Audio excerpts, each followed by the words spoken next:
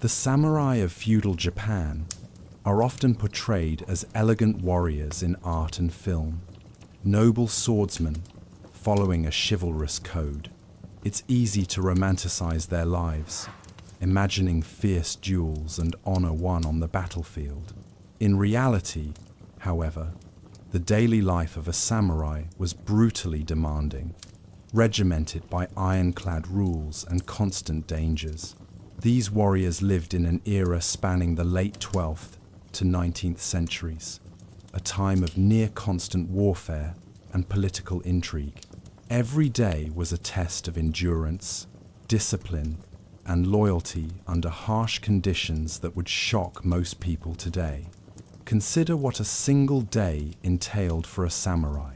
From the first light of dawn, he would rise to rigorous training and ritual. His entire existence was governed by the strict code of Bushido, the way of the warrior, which placed honor and duty above life itself. A samurai's lord had absolute power over him. Even a trivial misstep or perceived disloyalty could result in a death sentence by forced ritual suicide. The samurai's armor and weapons, symbols of his status, were also a literal burden. A full suit could weigh as much as 25 or 30 kilograms, over half the weight of an average man. He marched into battle under this weight, facing lethal combat with no guarantee of survival. In between wars, he drilled endlessly, maintained his gear, and lived frugally on a Spartan diet of rice, miso, broth, and pickled vegetables. From early childhood, he had been groomed to withstand all of this, trained from as young as age 5 to harden his mind and body for a lifetime of service. In short, the real life of a samurai was nothing like the stylized fantasy. It was physically exhausting, mentally exacting, and often painfully short. To truly understand how tough it was, let us step into the sandals of a samurai for one full day. We will follow a fictitious young samurai through his dawn rituals, grueling training, strict adherence to Bushido, perilous interactions with his lord's authority, the burdens of armor and battle, and the rare moments of rest. By the day's end, it will be clear why an ordinary modern person, used to comfort and personal freedom, would not last even a single day under these conditions. Now, in a calm and measured tone, as if unfolding an ancient scroll, let us begin this journey at first light in a samurai's household. Imagine the faint grey light of dawn filtering through paper shoji screens, and a warrior rising to meet the formidable demands of another day in feudal Japan. Dawn, awakening to duty. It is barely morning. A pale pre-dawn glow touches the sky, but already the young samurai's day begins. In the cool stillness before sunrise, he awakens on a simple futon mat, laid on the tatami floor of his home. There is no lingering in comfort. From the moment he opens his eyes, duty calls. He sits up straight immediately, trained never to indulge in sloth. The air is chilly, and he suppresses a shiver as he neatly rolls up his bedding. Before anything else, he performs a brief purification ritual. Many samurai practiced misogi, a Shinto cleansing rite, at dawn, dousing themselves with icy water to purify body and spirit. In the courtyard well, our samurai draws a bucket of frigid water. With steady breaths, he pours it over himself in one swift motion. The shock of cold jolts his senses fully awake. Water streams down his skin and soaks the waist of his cotton kimono, but he does not flinch. Instead, he closes his eyes and lets the water wash away any trace of sluggishness. This austere ritual is his caffeine and cold shower combined, a signal to embrace the day with clarity and focus. Dripping and invigorated, the samurai wraps a towel around his wet hair.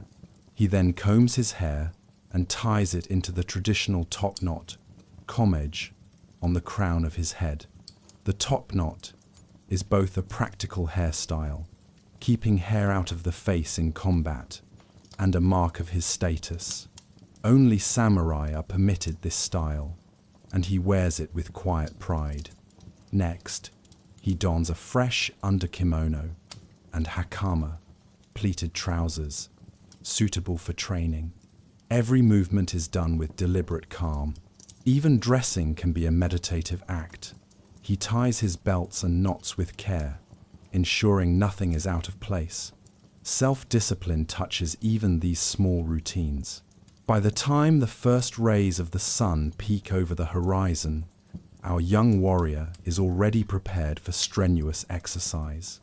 In fact, many samurai began training at the break of day. As one historical account describes, a 6-year-old samurai in training would be already hard at work practicing drills with his long sword just after sunrise. Our samurai steps out to the training yard behind his home, sword in hand. The world is quiet, except for the soft chirping of waking birds. He takes a moment to inhale the crisp morning air. In this silent moment, he reminds himself of his purpose. Today, like every day, he must hone his skills and uphold his honor. Morning drills and discipline. With the light of dawn strengthening, the samurai begins his daily warrior training. He starts alone, warming up with stretches and breathing exercises. Flexibility and core strength are essential. A stiff or sluggish body could be fatal in a fight. After limbering his muscles, he adopts a stable stance on the dirt of the yard. His long sword, katana, is sheathed at his side, but for now, he reaches for a wooden practice sword, a bokken. From a young age, samurai learned swordsmanship, kenjutsu, by first using wooden swords to drill forms and strikes safely. Our samurai, though now adept with real blades, still practices fundamentals with the bokken each morning. He swings the wooden sword in precise arcs, repeating drills taught by his fencing master. Cut, parry, thrust, block. The motions are done over and over, hundreds of times, until they are ingrained in muscle memory. Sweat soon beads on his forehead, despite the morning cool. He focuses on speed and accuracy, imagining an opponent before him. Each imagined attack is met with a swift defense or counter. The regimen is exhausting, but he does not let up. Discipline means doing your exercises thoroughly every day, especially when tired. As the saying goes, sweat in training, so you won't bleed in battle. Before long, the samurai's father joins him in the yard. A veteran warrior with graying hair, the father silently takes up a stance facing his son. It is time for a sparring bout. They bow to each other formally. Though this is practice, it is still imbued with seriousness. The father will not go easy. In a flash, the wooden swords crack against each other as father and son exchange swift blows. The thwack of wood on wood echoes in the morning air. The younger man moves with youthful speed, but the father's experience and composure keep him a step ahead. After several intense minutes of trading strikes, the father surprises his son with a feint and lands a light tap on his shoulder, a death blow in a real duel. Our samurai grits his teeth and drops to one knee, bowing his head. Defeat, even in practice, stings his pride, but he knows this too is part of training, learning to accept failure and improve from it. Rise, the father says quietly.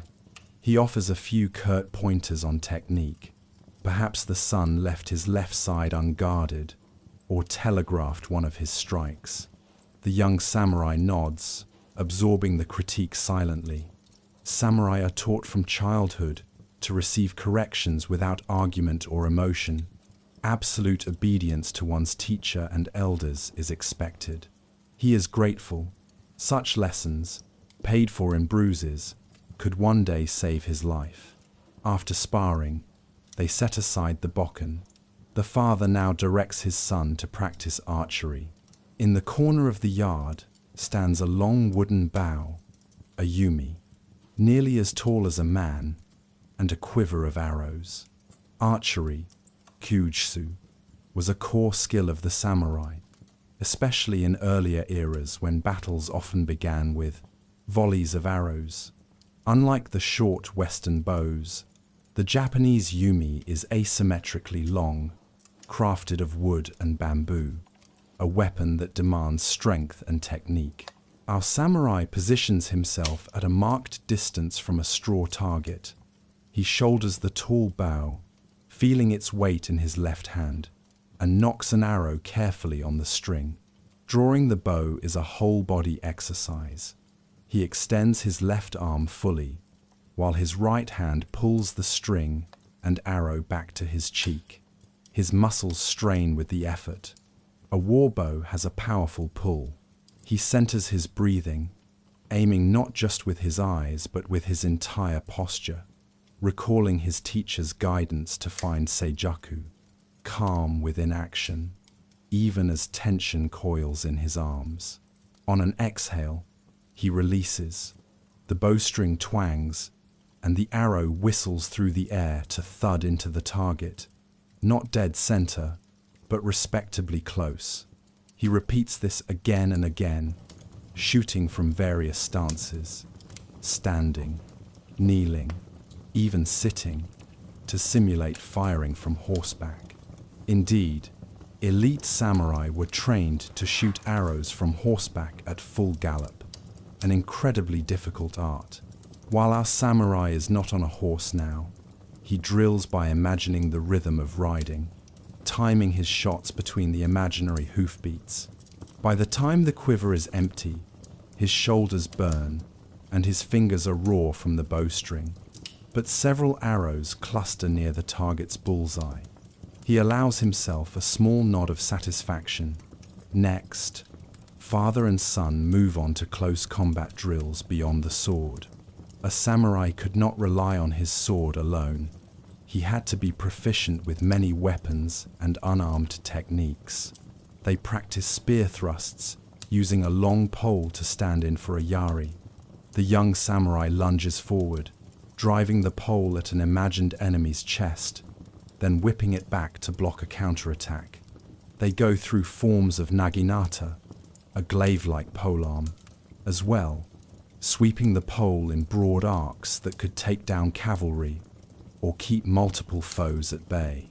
Finally, they practice a bit of jujutsu, the art of unarmed grappling, throwing each other to the ground and locking limbs in joint holds.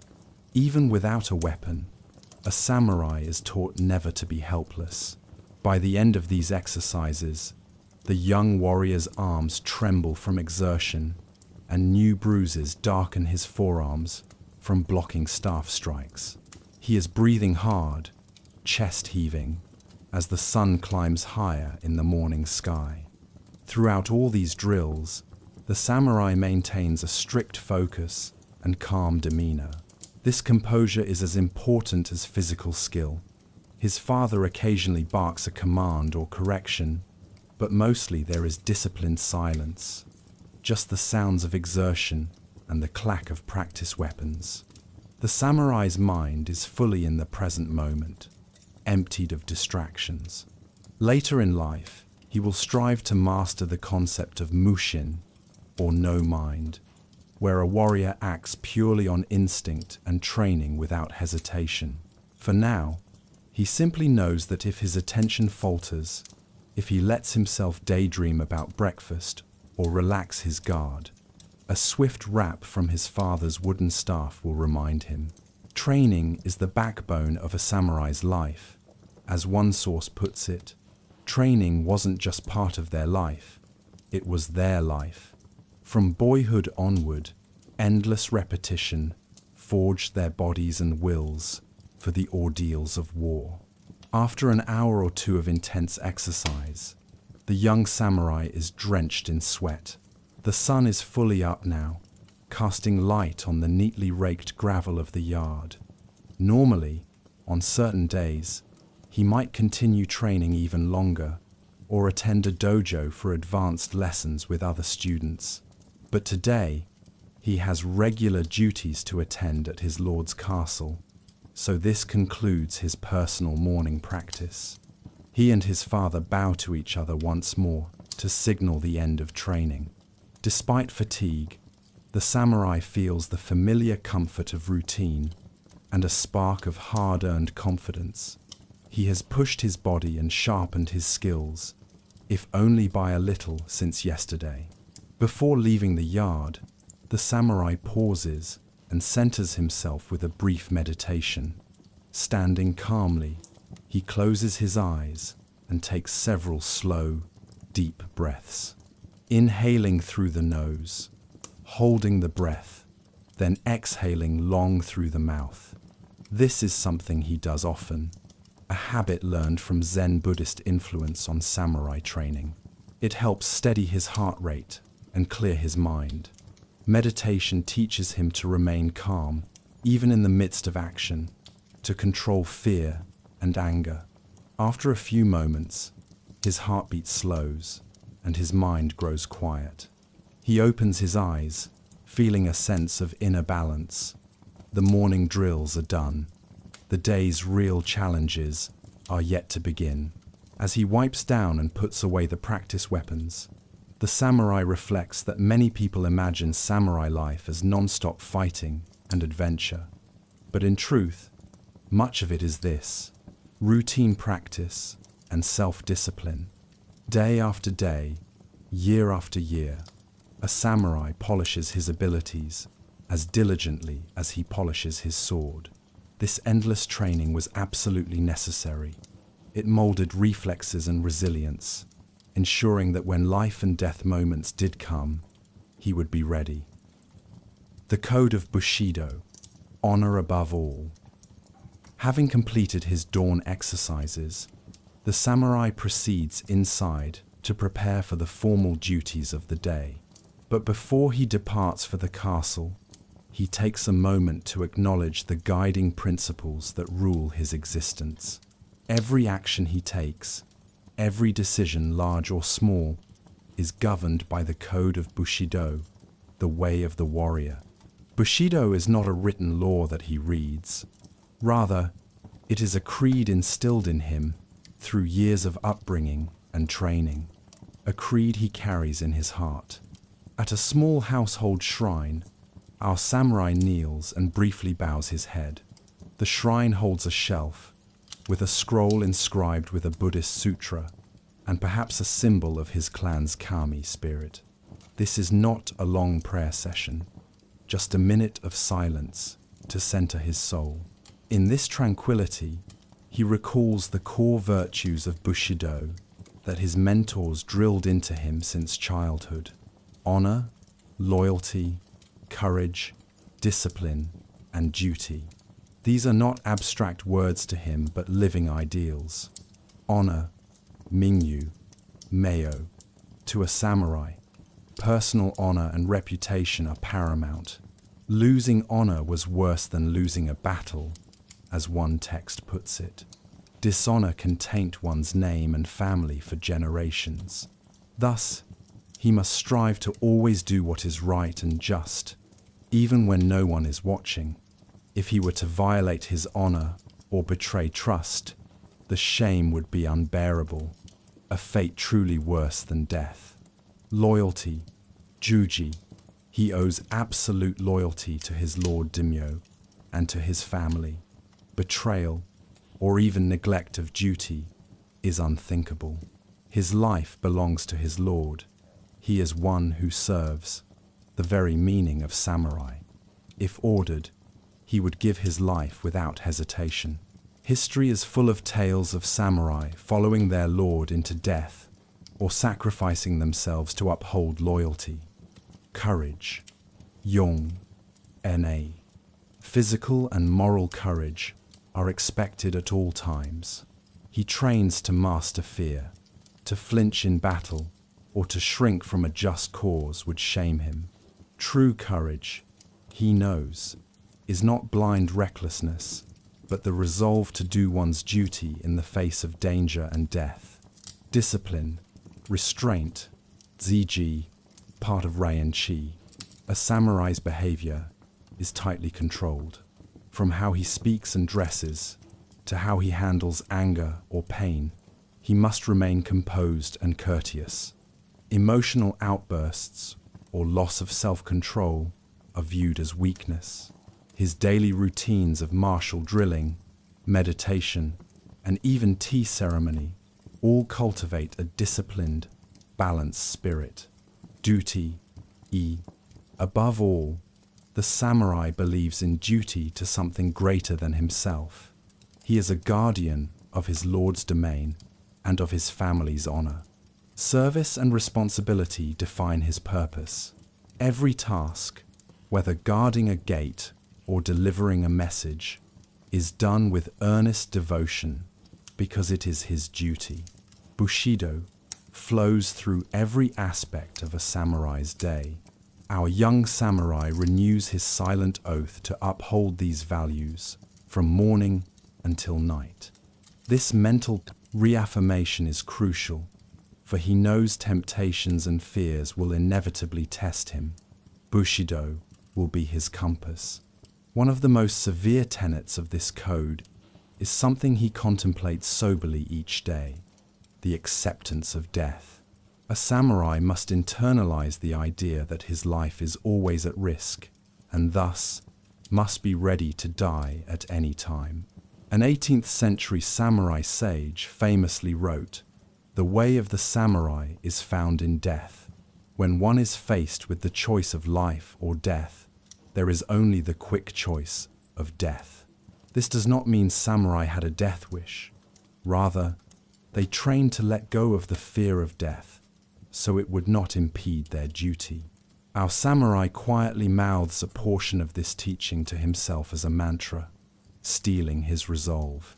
He tells himself that if today he must die, in battle, by order of his lord, or by his own hand to preserve honor, he will face it without hesitation.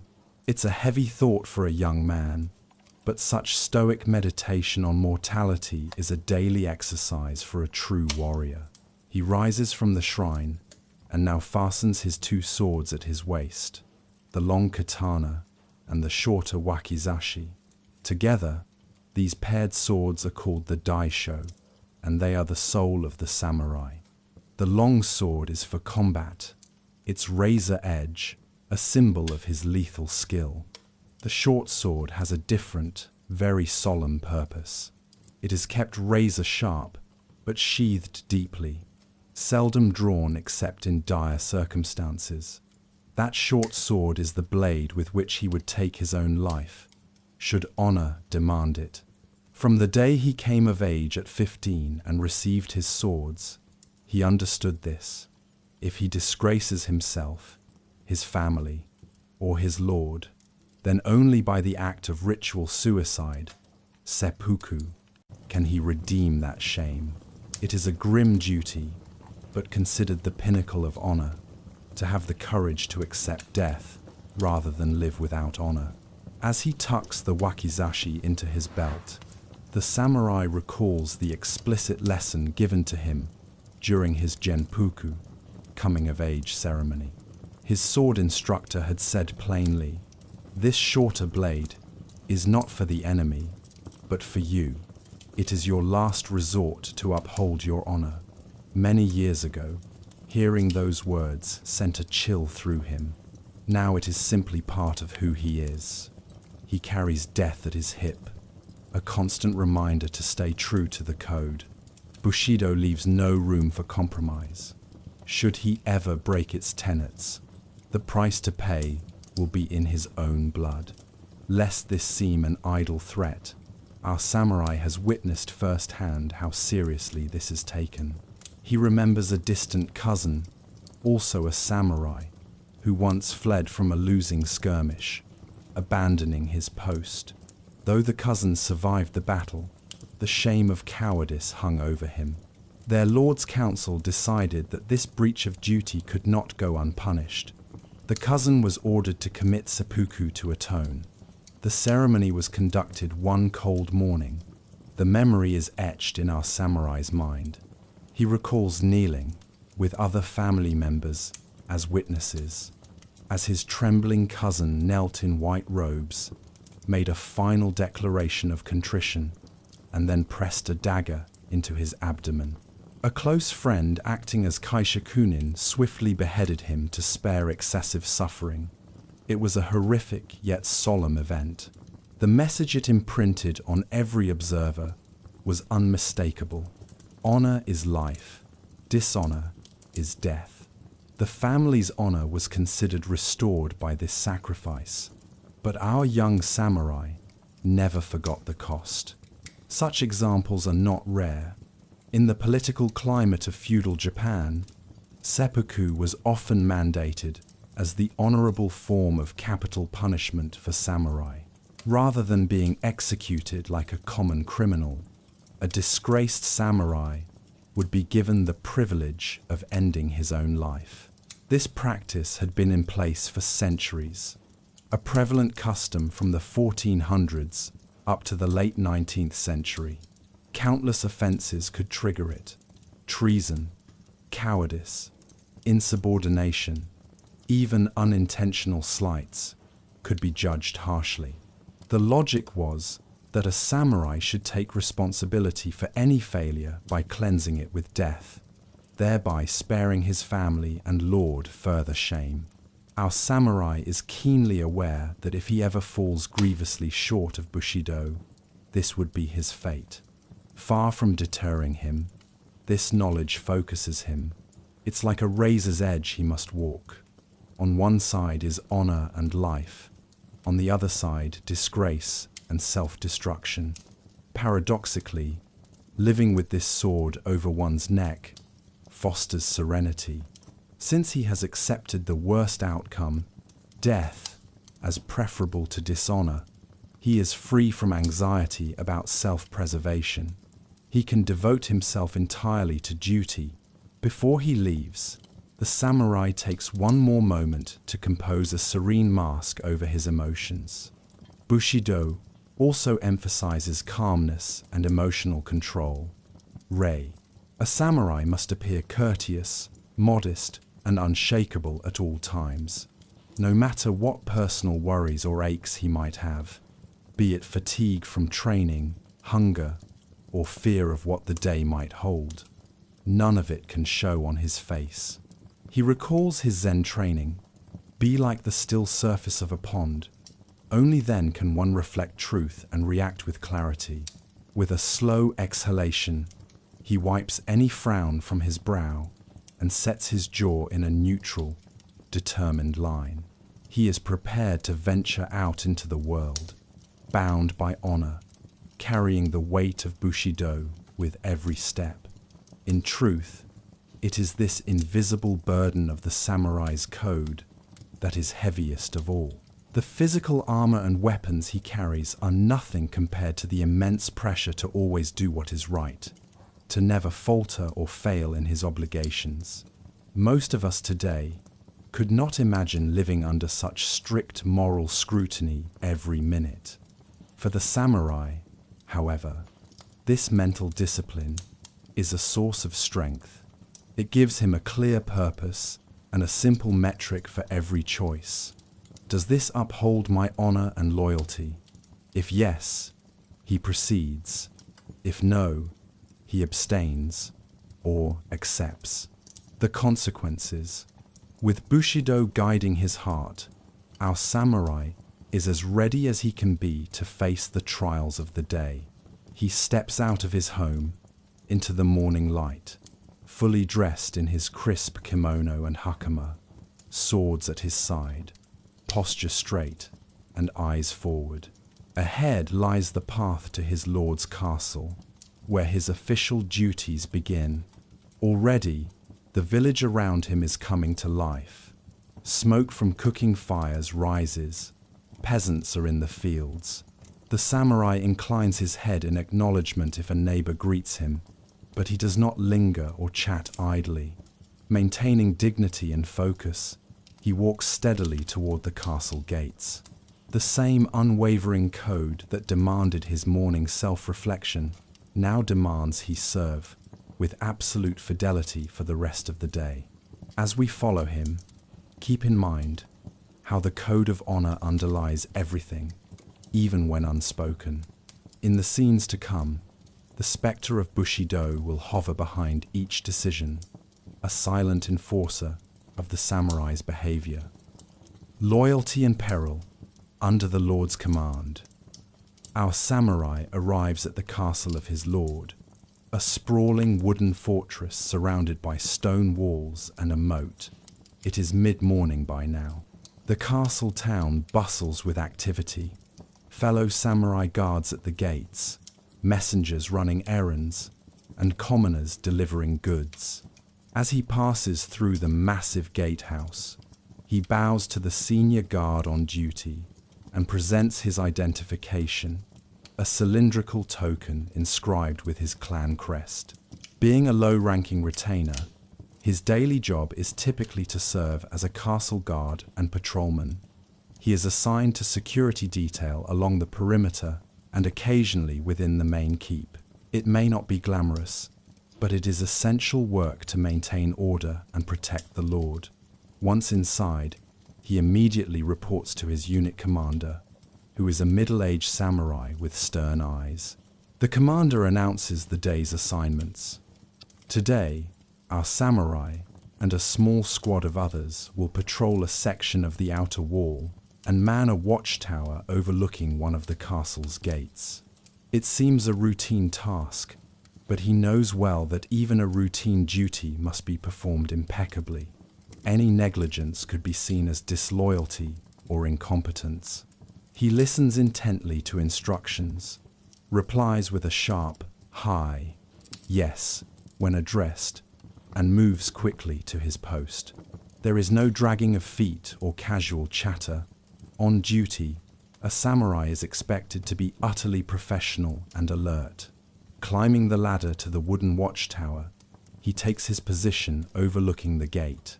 From here, he can see the road leading to the castle, and beyond it, the patchwork of rice fields and farmhouses in the distance. The sun is climbing toward its zenith, and its rays bounce off the tiled castle roofs. It looks peaceful, but he remains vigilant. Another samurai stands beside him. They nod in acknowledgement, but maintain silence unless necessary. Samurai guards were disciplined and took their watch seriously. This was not a time for idle talk. As the morning wears on, a few merchants and visitors approach the gate below, seeking entry for business. Our samurai watches as the gate guards question each person. It's generally uneventful. Still, he stands upright, hand resting on the hilt of his katana, surveying the scene. He recalls his training in vigilance. See everything, appear to see nothing. His eyes scan for anything out of the ordinary. A traveler with suspicious bulges under their coat, a cart driver who seems nervous, anything.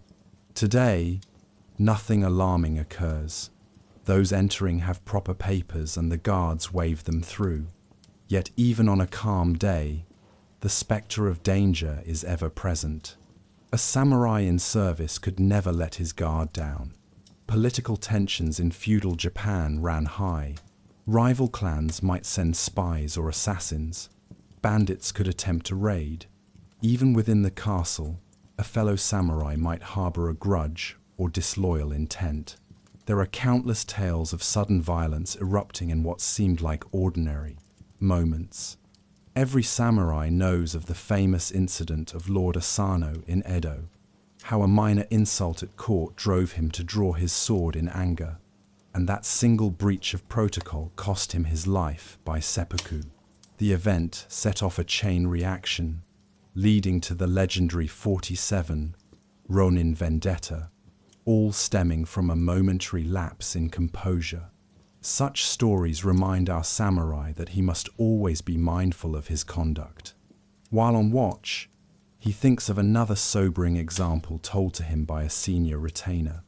In the capital city, not long ago, a low-ranking samurai had cursed aloud at his superior in frustration. The superior took offense and reported the incident. The authorities deemed this insult an intolerable act of insubordination. The offending samurai was promptly ordered to commit seppuku as punishment. The story shook everyone when news spread. Imagine an impulsive, angry word, and the price was one's own life. It's a stark lesson in the castle guard's barracks conversations. Our samurai reminds himself of it whenever he feels irritation or stress. Breathe.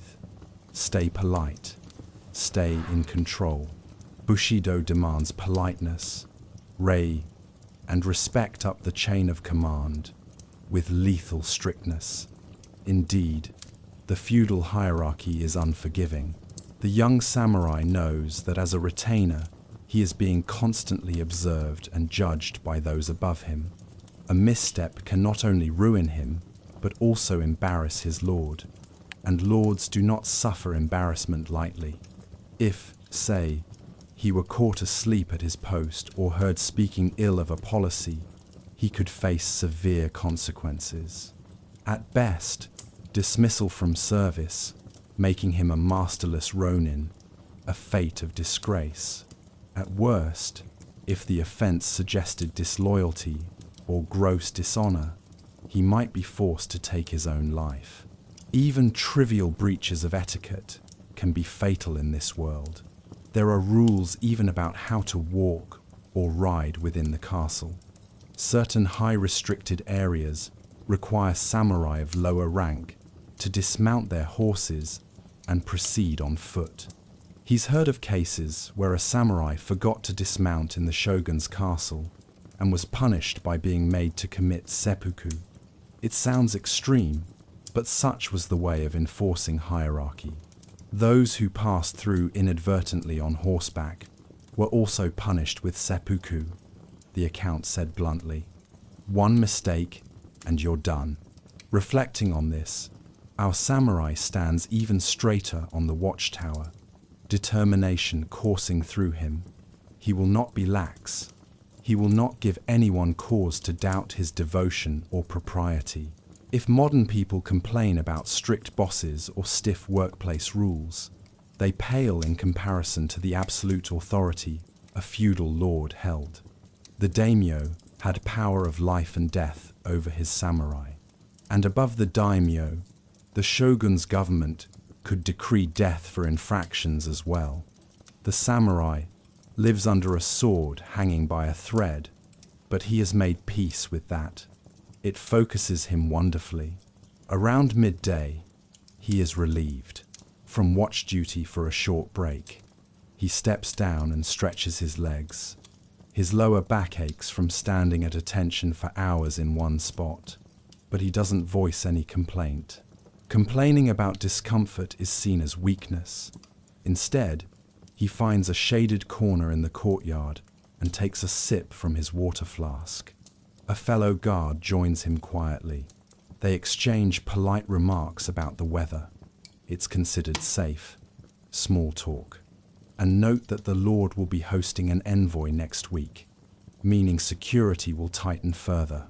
There's no grumbling, just acknowledgement that they'll likely have additional drills to prepare. They eat a simple midday meal while on break. A retainer like him doesn't feast. He carries some rice balls wrapped in bamboo leaves that his wife or mother prepared that morning, along with maybe a pickled plum, a meiboshi, for flavor. He eats quickly and neatly. Samurai were taught to be moderate and not gluttonous. In fact, compared to common folk, he's relatively fortunate to even have 3 meals. Peasants usually ate 2 modest meals a day, whereas samurai could enjoy 3.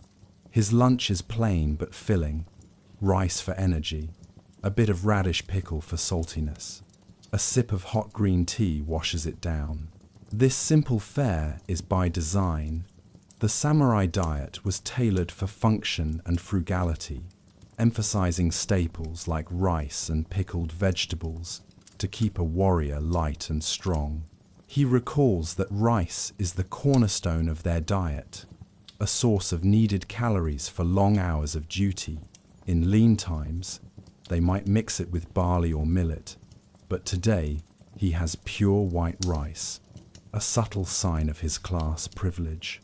Peasants often had to hand over their best white rice as tax, eating lesser grains themselves. Lunch break is short, perhaps half an hour, and then he's back on duty.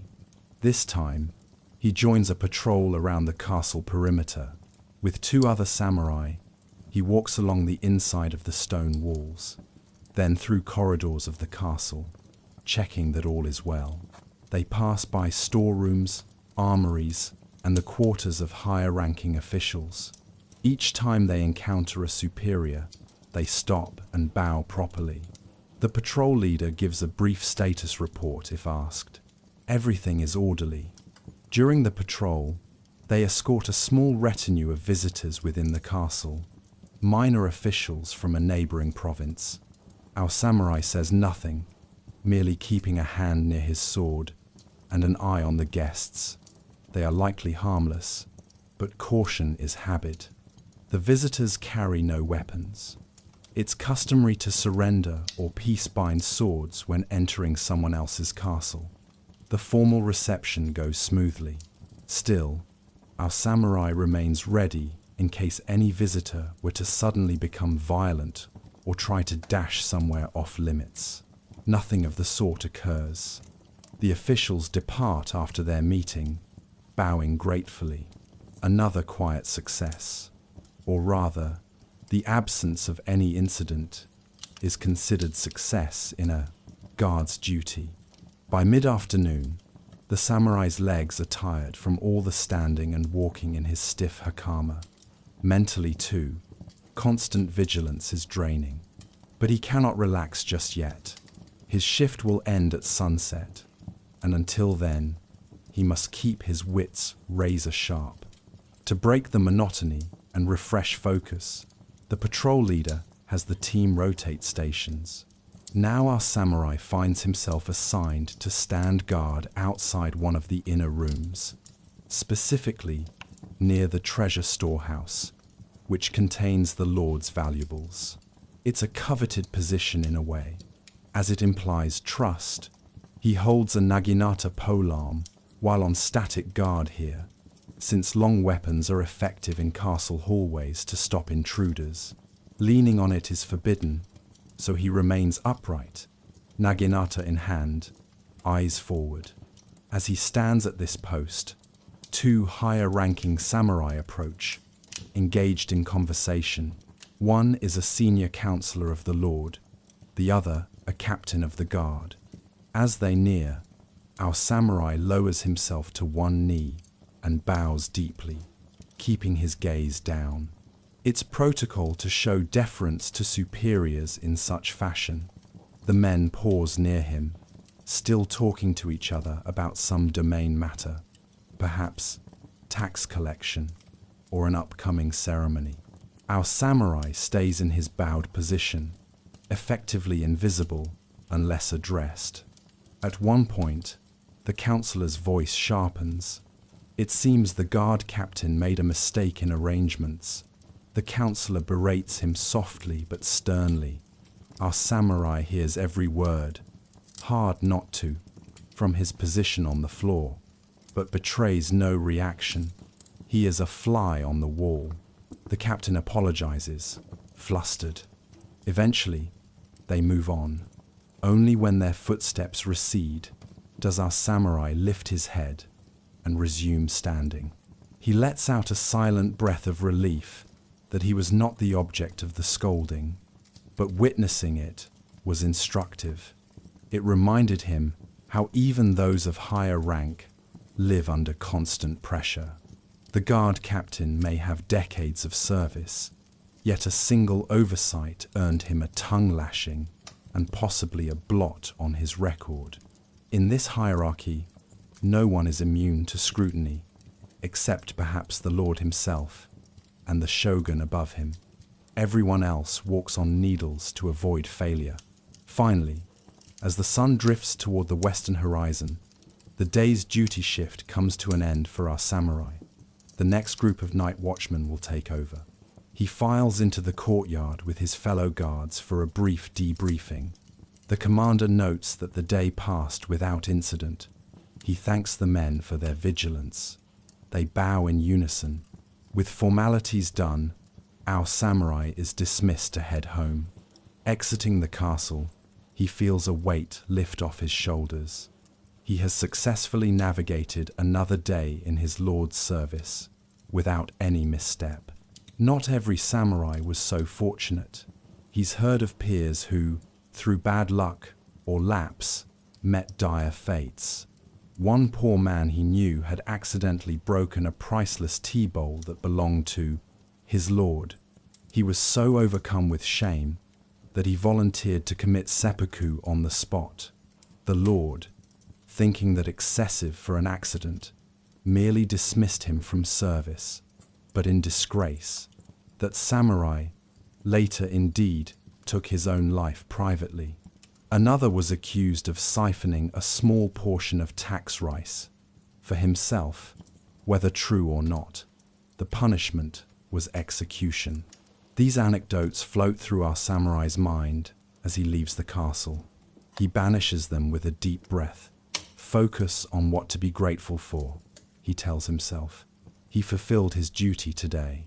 His honor and life remain intact.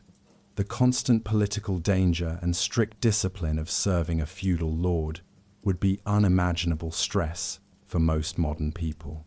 A single angry word or minor blunder could cost the samurai everything, not just his job, but his very life. Yet the samurai accepts this as normal. In fact, he takes pride in walking this razor's edge. It means he is entrusted with grave responsibility and the opportunity to prove his loyalty daily. The stakes are high, but so is the glory, at least in an honorable sense, of doing one's duty perfectly under such conditions. As he heads homeward in the golden late afternoon light, our samurai allows a small sigh of relief. Out here on the road, away from the castle's formality, he can breathe a bit.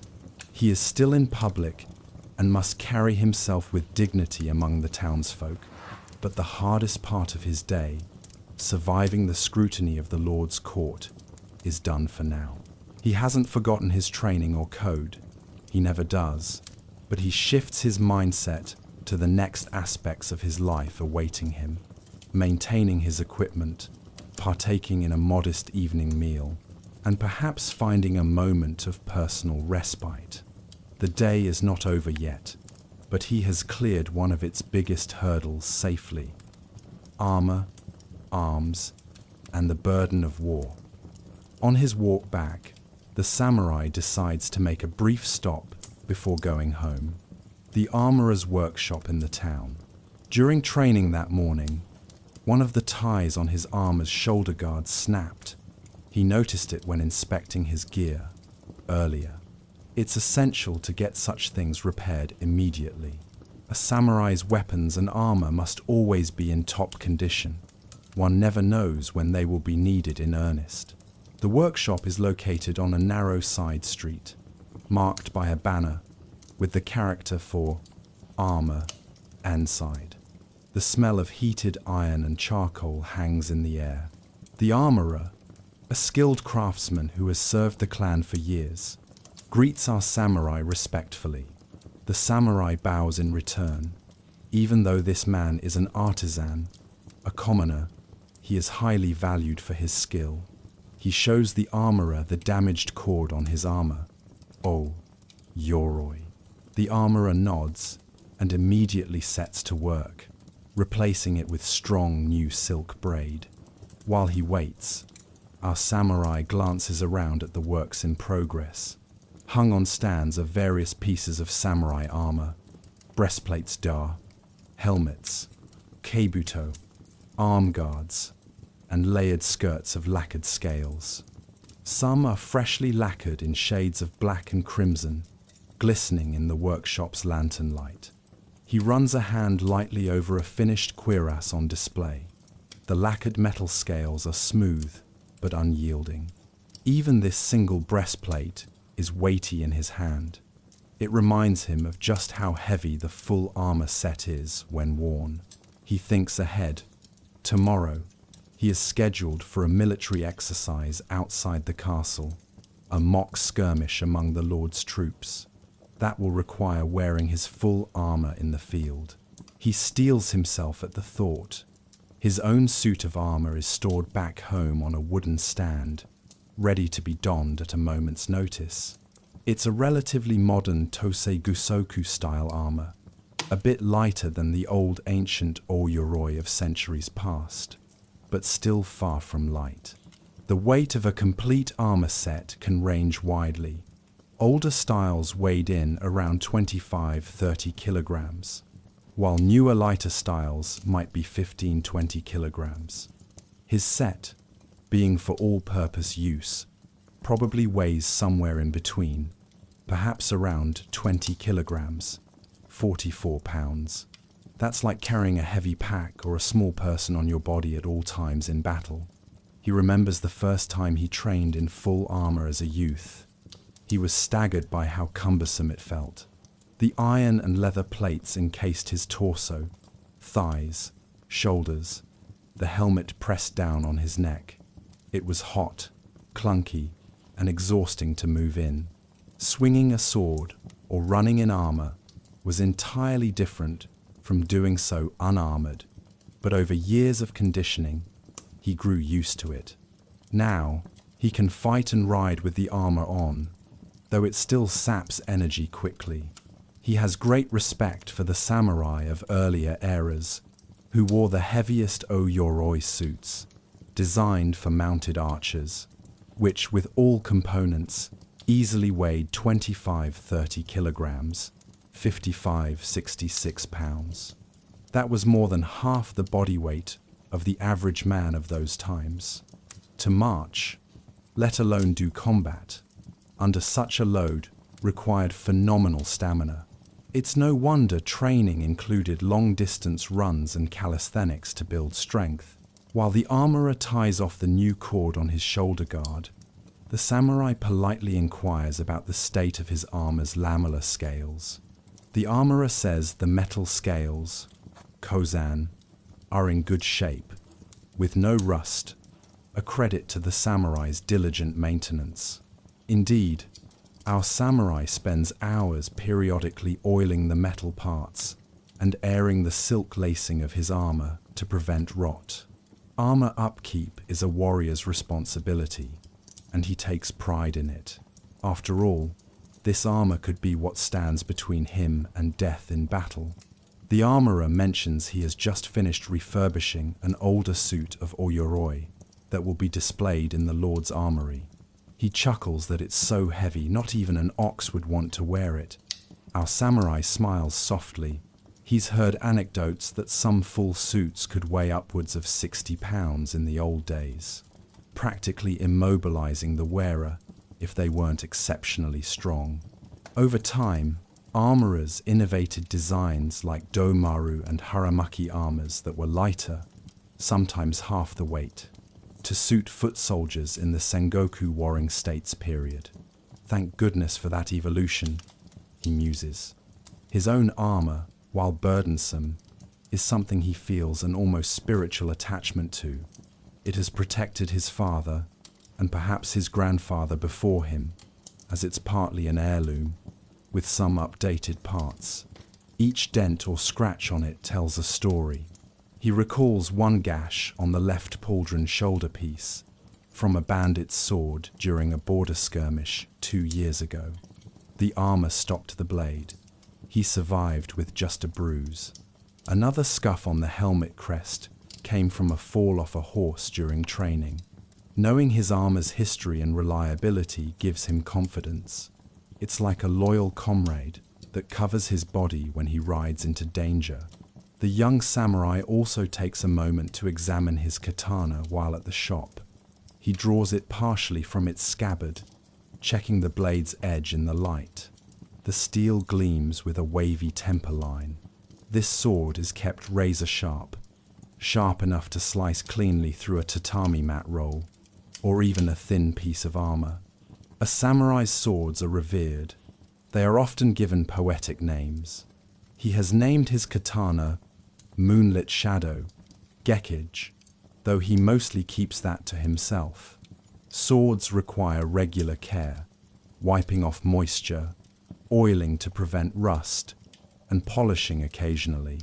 He sees a few minor smudges from today's humidity and resolves to clean it properly at home this evening. If a weapon fails due to negligence, only the samurai is to blame. The armorer finishes the repair and presents the armor piece back to him. Our samurai thanks him and pays a small fee or more. Likely, this service is part of his stipend arrangements. Stepping outside with the fixed shoulder guard, he feels reassured. Going into battle with defective gear is a nightmare scenario no warrior wants to face. Imagine a loose helmet strap causing your helmet to slip in the middle of combat, or a frayed cord causing an armor plate to dangle and snag your movement.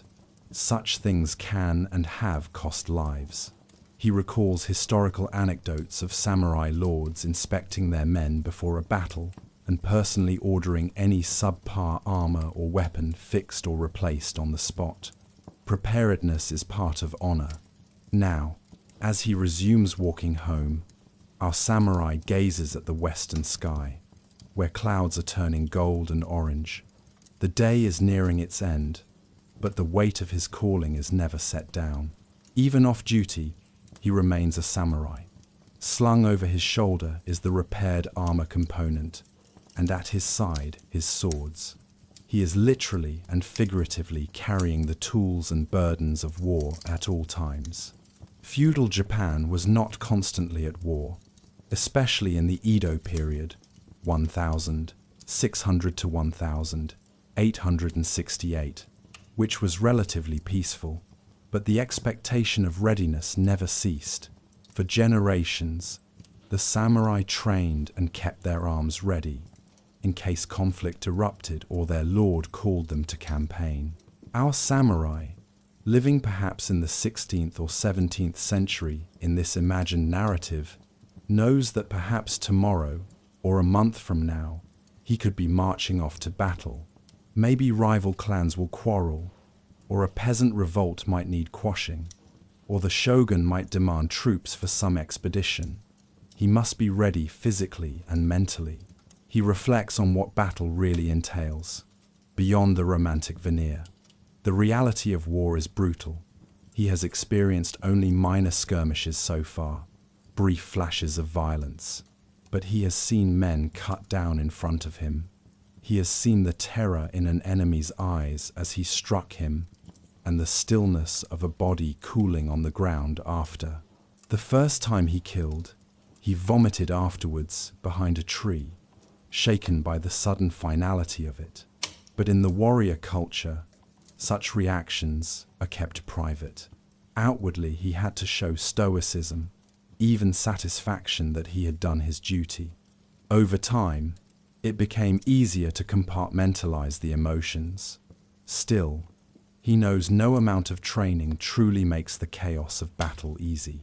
There is a famous samurai maxim: after victory, tighten the straps of your helmet. In other words, never relax. Even after success, remain vigilant. That mindset is ingrained in him. While battles are infrequent, military exercises are not. His lord periodically organizes mock battles or war games for the samurai to practice large-scale maneuvers. In these, they wear full armor, split into teams, and simulate combat, often with wooden or blunt weapons, to avoid lethal accidents. Tomorrow's exercise will be such an event.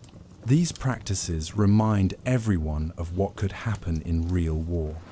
The din of clashing weapons, the bark of orders, the exhaustion of marching or charging in armor, and the psychological pressure of facing an enemy, even knowing its practice.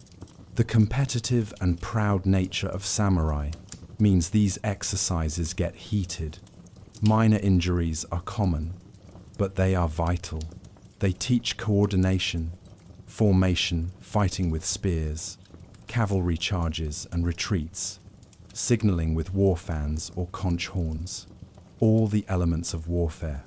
Our samurai actually feels a mix of anxiety and excitement for the exercise. A part of him yearns to test himself in true battle, to win glory and prove his merit.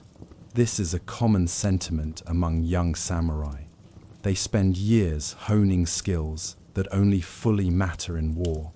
Peace can feel like a limbo. Important to the country, yes, but a tad stifling to a warrior's spirit. And yet, when he thinks deeper, he knows how horrific real war can be. His grandfather told him stories of the last big campaign they were in. Thousands of ashigaru, foot soldiers, and samurai clashed on a plain. The sky was darkened by arrow volleys. Gun smoke from matchlocks rolled over the field, and at the end, the rivers literally ran red. His grandfather would grow quiet, describing comrades who fell. War is glorious in myth, but in truth, it is blood, mud, and death. The samurai keeps this sober understanding alongside his readiness to fight. Reaching home, he unburdens slightly. He removes his daisho, both swords, and places them respectfully on the wooden rack by the entry. A samurai does not casually sling swords on the floor. They are treated almost like sacred objects. He also sets down the armor piece he brought to reattach it to the rest of his suit later. His wife, or mother, if we imagine him unmarried and living in a family household, greets him quietly. In a typical samurai household, the women manage the home efficiently and understand the strict life their men lead. If married, his wife would likely be from another samurai family, trained to be resourceful and resilient. She might have even been taught to handle a naginata, polom, to defend the home if necessary. Samurai women were known to train in weapons as well, especially the naginata, for the defense of the household in their husband's absence. After greeting his family and confirming there are no urgent messages, our samurai steps aside to remove the upper part of his formal attire. He can finally relax his stance a little. Perhaps he changes into a more comfortable cotton yukata, robe. Now that official duties are done, one of the first things he does is tend to his weapons and equipment. He sits on the floor by lamplight, takes a clean cloth and some clove oil, and cleans his katana's blade meticulously, as is his nightly ritual. Any speck of rust could weaken the blade over time, and that is unacceptable. With careful strokes, he wipes the steel, applies a thin coat of oil for protection, and slides the sword back into its scabbard. Next, he checks his arrows in their quiver, making sure none are cracked. He also relaces the repaired shoulder guard onto his armor, testing the new cord's hold. It's solid. Satisfied, he stores the armor on its stand. Many samurai keep their armor on display when not in use, almost as a reminder of their identity. The lacquered cuirass, helmet with fearsome crest, and face mask menpo might look intimidating to a visitor, but to him, it's like seeing an old friend quietly waiting for the next call to arms. Running his fingers over a helmet's metal rivets, our samurai contemplates the physical reality of going into battle.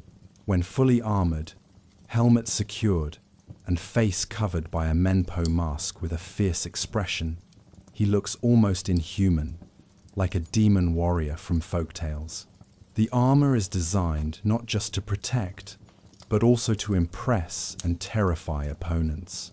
Bright colors, ornate crests, and fearsome face masks were intended to give the samurai a psychological edge. His own menpo has a mustache of horsehair and a bold snarl molded into it. He remembers the first time he saw a line of armored samurai charging with masks on, a truly fearsome sight that can unnerve the stoutest heart. But beneath that fearsome armor, the samurai is just a man of flesh and blood. He feels pain, exhaustion, and fear like anyone. The armor can stop an arrow or deflect a sword, but a well-aimed musket ball can still punch through, or a spear can find a gap.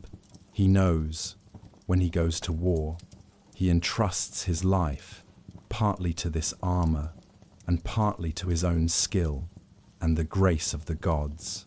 Many samurai also carried small protective charms or talismans inside their armor, a scrap of blessed paper or a Buddhist prayer, hoping for a bit of divine protection. Our samurai's family temple gave him a charm inscribed with Hachiman, the god of war, which he tucks behind his breastplate. For a modern person, the thought of donning 50+ pounds of gear and running into gunfire and clashing blades is nightmarish. But to the samurai, it is simply the ultimate test of his training and courage.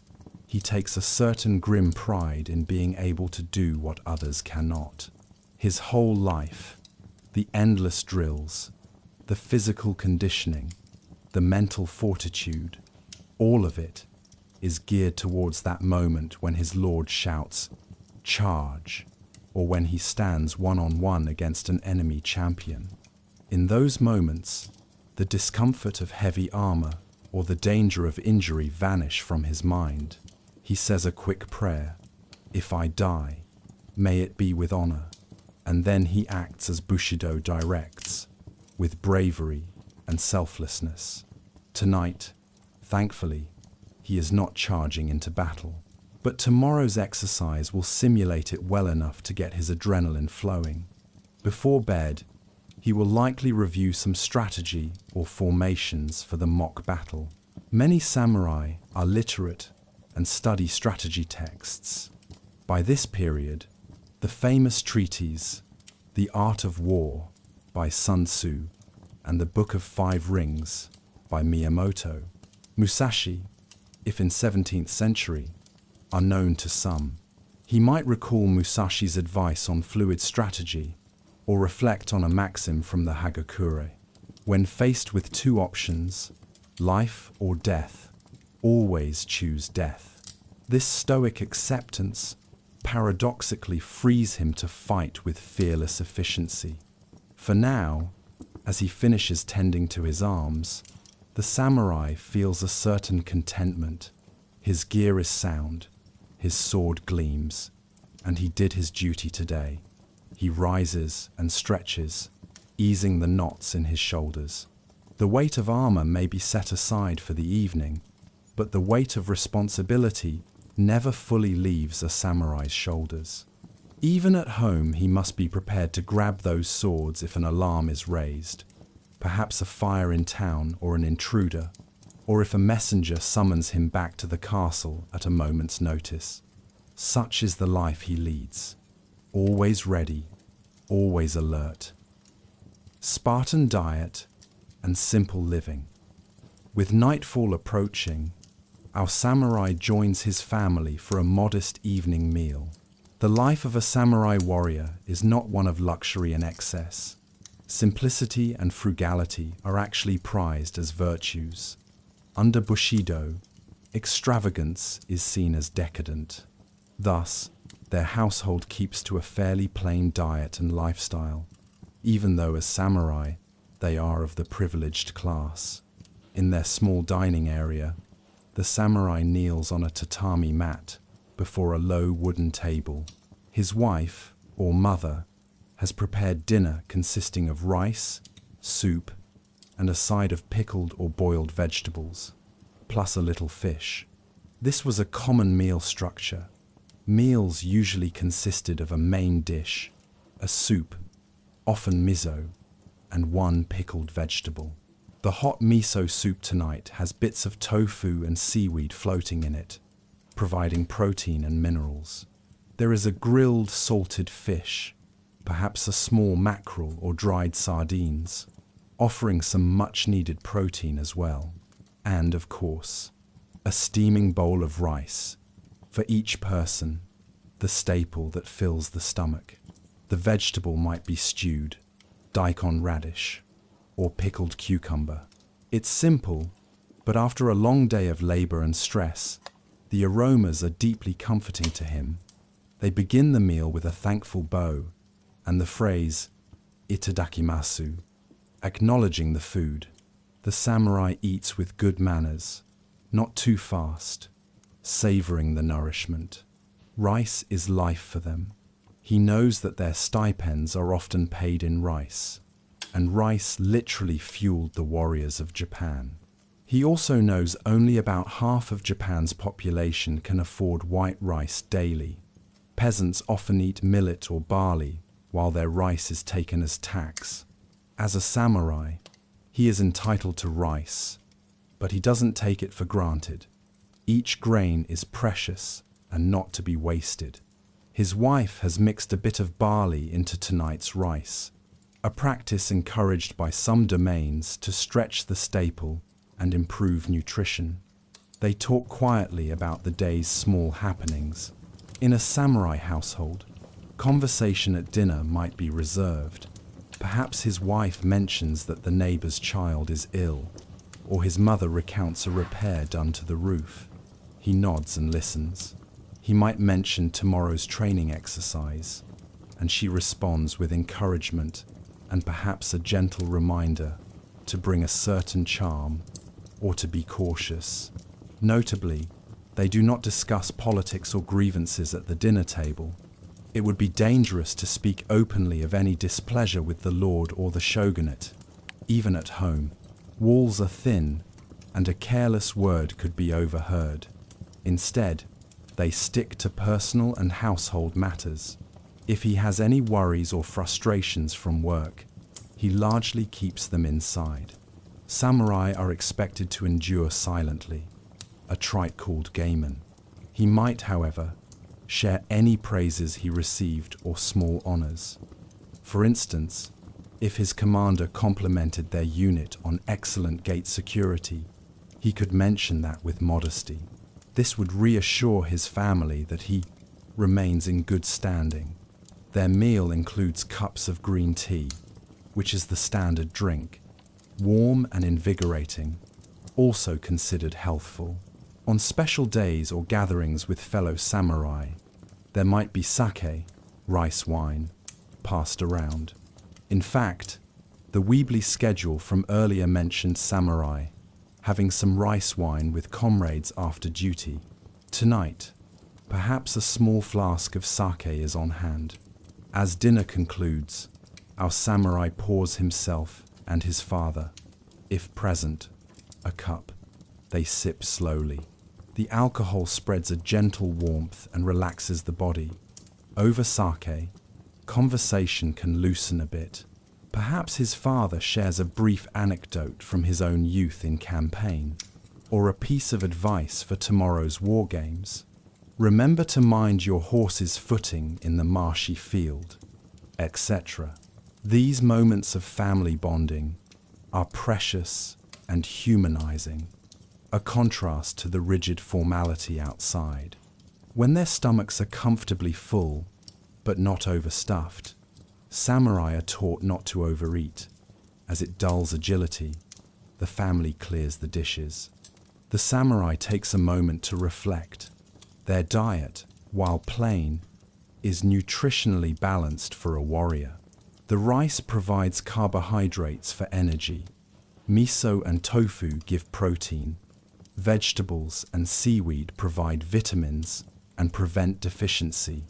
Meat is largely absent, which is typical, since eating four-legged animals was traditionally frowned upon due to Buddhist influence. However, some samurai, especially in later periods or in rural areas, did hunt and eat game, like boar or deer, in small quantities. Our samurai's household may occasionally get wild boar meat when available, perhaps made into a stew, but it's not daily fare. In fact, being too fond of rich foods or meat might be seen as indulgent. The ideal samurai diet is hearty but simple and moderate, maintaining one's fighting fitness without encouraging sloth or gourmandise. After dinner, the samurai steps outside for a brief walk in the evening air. The sky is a deep indigo, and the first stars appear. He enjoys this short respite, listening to the chorus of autumn insects, if it's that season, or the croak of frogs from paddies. It's peaceful. Villagers in town are settling down. Smoke from their hearths rises in gentle curls. From somewhere, he hears the distant laugh of children, a rare sound in the daytime castle, and it makes him smile faintly. He might stroll to the small garden behind his house. Many samurai homes had little gardens, or at least plants, as an appreciation for nature and aesthetics was encouraged. He sees the neatly raked gravel, a stone lantern, perhaps a pond with koi fish gliding in the dark water. Tending to a rock garden or practicing the tea ceremony at home are ways samurai cultivated inner peace and focus. Our samurai isn't a tea master, but he does sometimes perform a simple tea ritual for himself or family, cherishing the calm and mindfulness it brings. If time permits, he might also pick up his shamisen, a 3-stringed lute, or flute, and play a soft tune. Samurai were not just warriors. They often practiced arts like poetry, music, and calligraphy to balance their martial side. Perhaps he plucks a melancholy melody that he learned from a comrade. The gentle notes drift through the night, soothing his own nerves. This artistic side of samurai life is something often forgotten by outsiders today. By candlelight later, he may also write a few lines of poetry, tanka, or haiku, in his journal. Many samurai kept journals or wrote death poems to capture their thoughts. The theme might be something like the transient beauty of the evening, or the steadfast resolve in his heart. For example, he might pen, "A crescent moon rises, polished like my keen blade. In its pale light I vow, tomorrow's duty I embrace, as unflinchingly as night." Writing such reflections helps him process the day's experiences and reinforce his mindset. As an educated samurai, many in peaceful times were literate and well-read. He might also peruse a book or scroll. It could be Confucian writings or a military chronicle. Those were popular studies. Earlier, at the castle school in his teens, he had lessons in Confucian ethics, history, and literature. That scholarly training continues informally throughout life. To keep sharp intellectually is part of his duty too, especially in a more bureaucratic era. He recalls how one domain expects samurai to excel, both in pen and sword, calling it the twin paths of literary learning and martial arts. So, reading a chapter or copying some calligraphy is not unusual for him after dinner, but since he has the big exercise tomorrow, he might decide to turn in early to be well rested. Before bedtime, the samurai engages in a final practice, meditation, and quiet prayer. In his modest sleeping room, he changes into a sleeping robe, but he doesn't lie down immediately. Instead, he sits seiza, kneeling on the floor, back straight, and closes his eyes. He spends perhaps 15 minutes in zazen meditation, letting the thoughts of the day flow out and trying to attain inner silence. If stray worries pop up, like, what if I make a mistake in tomorrow's mock battle? He acknowledges them and lets them go, returning focus to his breathing. This nightly meditation is something he's done since youth. It was part of his routine at the training academy as a boy. As early as 6:30 a.m. in the schedule, meditation was practiced, and some did at night too. It calms the mind before sleep, ensuring he rests with a clear conscience and steady spirit. As the Hagakure advised, every night and day, meditate on being prepared to die, and your life will be without fault. He does not dwell morbidly on death at this moment, but he does internally reaffirm that he is ready for whatever comes, and thus he can sleep peacefully. He also thanks his ancestors and the gods for protecting him through another day. A quick prayer to his household guardian deities, maybe lighting a little incense. Samurai practiced both Buddhism and Shinto. He might recite the Heart Sutra softly under his breath, or a Shinto Narito prayer, asking for continued guidance. With that, he feels spiritually at ease. Raised from childhood to serve. As our samurai settles in for the night, his thoughts drift to the past, to the long road that brought him to this point. From earliest childhood, he was destined to walk the path of the samurai. It's often said that samurai are made, not born, but in truth, they are born into it and then rigorously made for it. He remembers being a little boy of perhaps 5 years old, watching his father don armor and go off to train. At that tender age, he had only a wooden toy sword, yet he swung it around, imitating the adults, much to their amusement. Samurai training traditionally began extremely young. Often by age 5 to 7, a boy was already in training to become a warrior. In fact, he has faint memories even earlier. At age 3, his father presented him with a tiny practice sword made of bamboo, his first bokken. It was practically a toy, but it signified his entry into the warrior caste's education. They say, the sapling is bent early, and indeed, his whole upbringing was carefully designed to shape his character. By ages 5 to 7, as sources note, samurai boys were often given their first real weapon, a small dagger called a mamori gatana for self-defense. He recalls the day he was deemed old enough to wear one, a short blade tucked into his obi to symbolize he was no longer a baby. He felt proud and serious beyond his years. His childhood was nothing like a common child's. There was love and play, yes, but always undergirded by discipline. He learned to bow properly, almost as soon as he learned to walk. He learned to speak respectfully, to never mention certain forbidden topics, to endure discomfort without tears, or at least without loud complaint. If he fell and scraped his knee, he was told, "Stand up, a samurai doesn't cry." This wasn't cruelty, it was thought to build resilience. Formal training started early each day. Other 5-year-olds might have been playing tag. He was practicing footwork drills in the yard. His father, or an appointed tutor, taught him how to stretch, how to strengthen his little limbs through simple exercises. Running was a daily requirement. Even as a boy, he would jog with other young samurai in training to build stamina. They turned it into a game at times, racing each other through rice fields, but there was always the underlying lesson: do not tire, push further. Swimming lessons came in summer. Being able to swim in armor could be the difference between life and drowning if knocked off a boat or bridge. He was actually thrown into the river, supervised, of course, to make sure he wouldn't panic. It was terrifying initially, but eventually he paddled and floated well enough.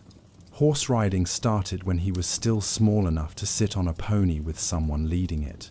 By his early teens, he was expected to mount and ride by himself, even practicing shooting arrows from horseback at a young age. Every skill was introduced step by step in childhood, so that by adulthood none of it was completely foreign. Discipline was strict.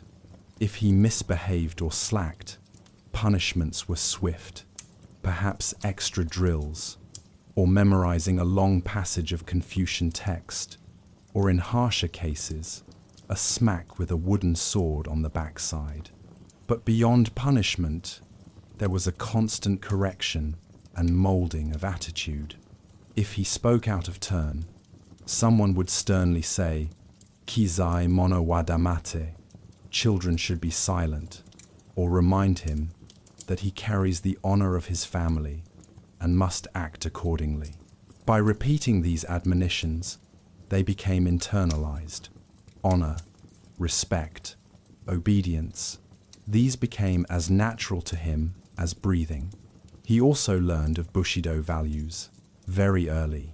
His training program as a kid explicitly taught loyalty and frugality.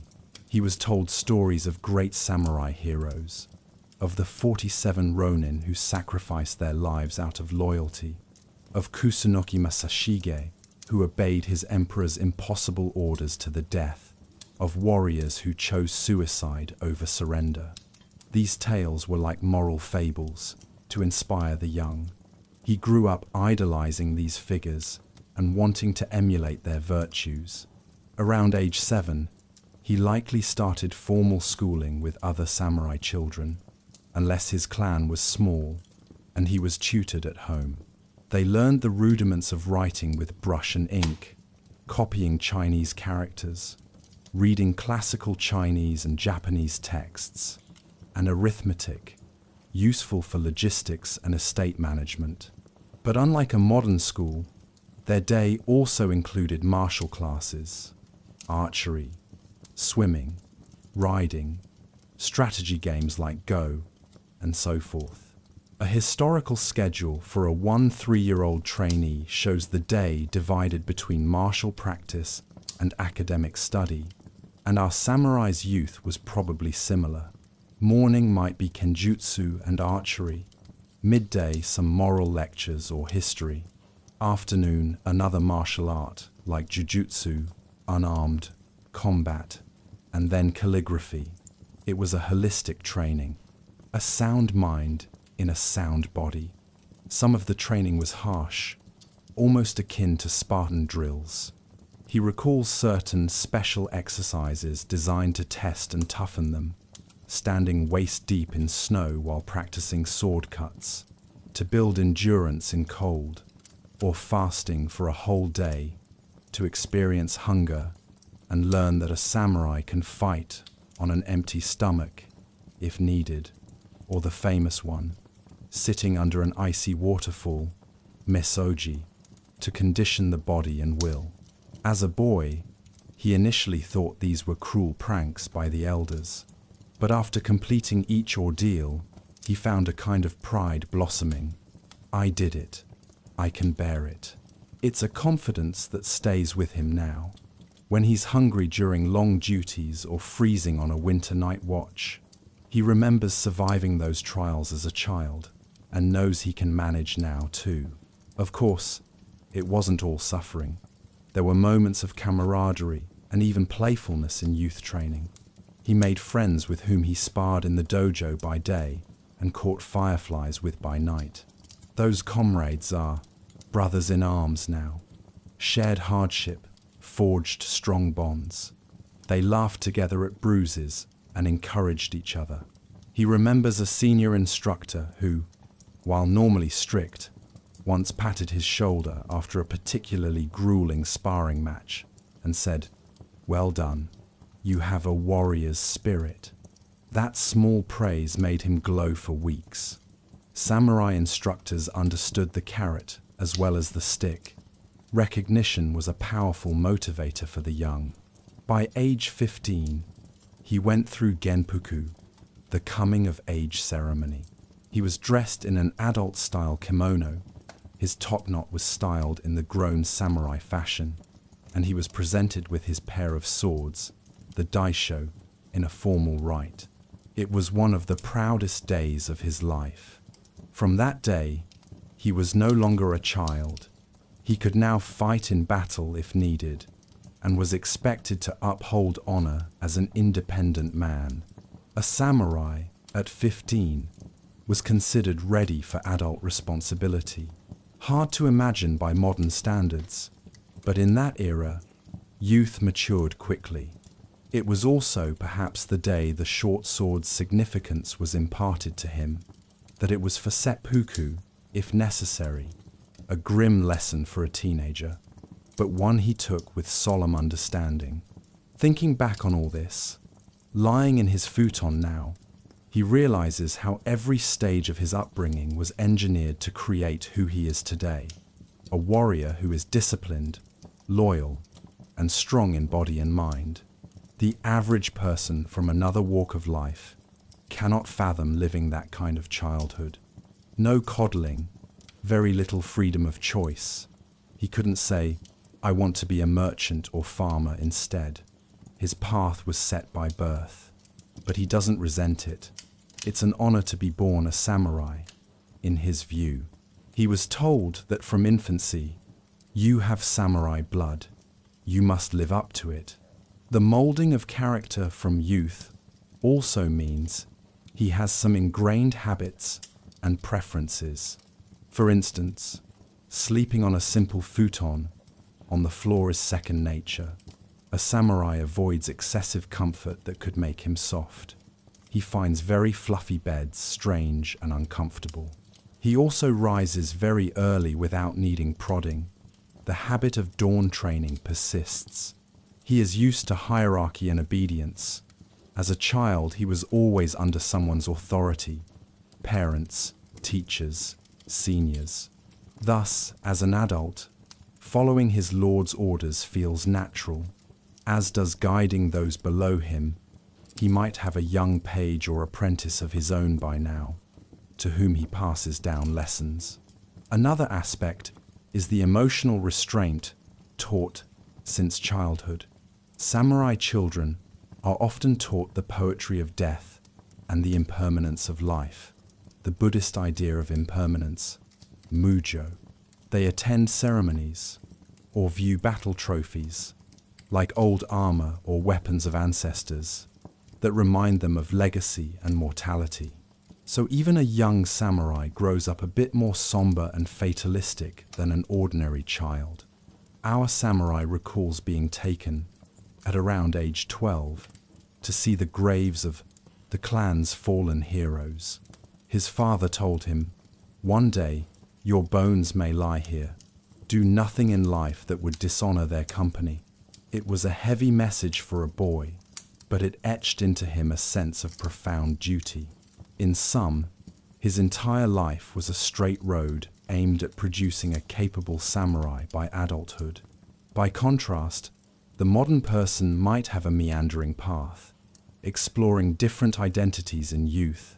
He did not have that luxury, but he also did not suffer existential uncertainty. He always knew his purpose. He feels grateful for that clarity, though at times he wonders what it would be like to just be concerned with oneself and one's immediate family, not bearing the weight of a whole class's expectations. Such thoughts are fleeting and quickly dismissed. That would be an indulgent line of thought, unbecoming of his training. In the present, he recognizes that this early conditioning is exactly why he can survive and thrive in a samurai's harsh life now. If someone today were suddenly placed in his shoes without that background, they would be overwhelmed. The physical pain of training, the terror of live combat, the psychological strain of strict honor codes. But he had 20-odd years of preparation for this. It's in his bones. Just as a tree, if you want it to grow a certain shape, you must bend the sapling. His teachers bent him to this shape from childhood. One might ask, did he ever resent missing out on a carefree childhood? Perhaps on some lonely night as a youth, he felt pangs of envy seeing peasant children playing freely while he had chores or practice. But he also was taught noblesse oblige, that his hardships were meaningful because he must protect those very people. Peasant children can play because samurai, like him, stand guard against bandits or invaders. This gave him a sense of pride and acceptance. Now, as a grown man, he takes solace in knowing that suffering in youth has forged a will that can endure suffering later. That old saying echoes, winter training will freeze the weakness out of you. Summer training will sweat the cowardice out of you. He believes it. Childhood training has left little room for cowardice or weakness in him. He thinks of the new generation. Perhaps he has a young son of his own, or a nephew, and notes that soon it will be their turn to start the cycle. He will teach them how to swing a wooden sword and recite the code. And so the lineage continues, ensuring the samurai class remains strong and dutiful. These recollections and musings gradually lull our samurai towards sleep. They give him a sense of continuity and belonging. He is part of an unbroken chain of warriors, each raised from cradle with the same creed. It explains why he and his peers are capable of feats ordinary folk would find impossible, because they were meticulously trained to be this way from the age of playing with toys. Truly, if a modern outsider were dropped into the rigorous childhood he underwent, they might not make it to adulthood unscathed. The attrition was real, even among samurai children. Some couldn't handle it, and while rare, there were cases of youths sent to monasteries or stepping out of the warrior path because they lacked aptitude or will. The majority, however, persevered, hardened by the process. Our samurai is one of those who persevered. As he finally closes his eyes, he can almost see the faces of his childhood instructors and the stern visage of his father in his mind's eye. Thank you, he thinks silently, for shaping me into who I needed to be. He drifts off with that gratitude, knowing it is the ardent molding of his youth that enables him to face whatever trials tomorrow brings. Trial by fire, the reality of battle. Night passes gently, and the dawn of the next day finds our samurai preparing for the field exercise as planned. By the early morning, he is fully armored and mounted on his horse among his fellow samurai, ready to simulate battle. Though this is a training exercise, the rush of adrenaline coursing through him is very real. The creak of armor plates and the snorting of steeds fill the air. Each samurai wears a colored ribbon to mark teams, perhaps red versus white, a traditional split. Our samurai tightens the chin strap of his helmet and adjusts his menpo mask over his face. Once the signal to start is given, the war game commences. They charge across a dewy field, shouting battle cries. Lances and swords clash, though they pull blows at the last moment to avoid serious injury. Still, accidents happen. One man falls from his horse hard. Another gets a nasty whack on the knuckles. The pain is very real, but they carry on. The field exercise is chaos. Dust kicked up by hooves, flags waving, drummers beating war rhythms to coordinate maneuvers. Our samurai, in the thick of it, feels his heart pounding with exertion and excitement. Even in a mock battle, instincts take over. He finds himself face to face with a foe, a comrade from another unit, on horseback. They duel with wooden training swords. He blocks a swing aimed at his shoulder, counters with a thrust that strikes the other's breastplate with a thump, a telling blow that indicates a kill. The referees note it, and that opponent yields. Victory, albeit symbolic. After an hour or two, the war game winds down. Exhausted, the warriors call a halt and remove helmets to catch breath. Sweat soaks our samurai's undergarments. His arms feel like lead from swinging and parrying, but he's elated. These exercises are the closest they come to actual combat in times of peace, and they reaffirm their readiness. However, let's pivot to imagine a scenario of real battle. To truly understand what the samurai endures and why a modern person would likely not last, we can draw upon historical reality now. War in feudal Japan was ferocious and unforgiving. Picture a real battle some years back that our samurai participated in. A minor conflict with a bandit lord, or a border skirmish with a rival clan's forces. The memory remains vivid in his mind. He remembers the moments before the clash, lined up in formation, hearing the personal banner flags flapping behind him, the war taiko, drums, booming to raise bloodlust, and the chanting of his fellow samurai, invoking Hachiman, the war god. His mouth went dry despite all his training, a tremor of fear mixed with adrenaline in his limbs. But he steadied himself by reciting his clan's motto under his breath and touching the hilt of his sword for comfort. Then the arrows began to fly, a whistle in the air. Thunk! The man 2 paces to his left took an arrow in the arm and screamed, the shaft protruding through a gap in his hide. Armor. Our samurai forced himself not to flinch. They advanced at a quick pace under the hail of arrows.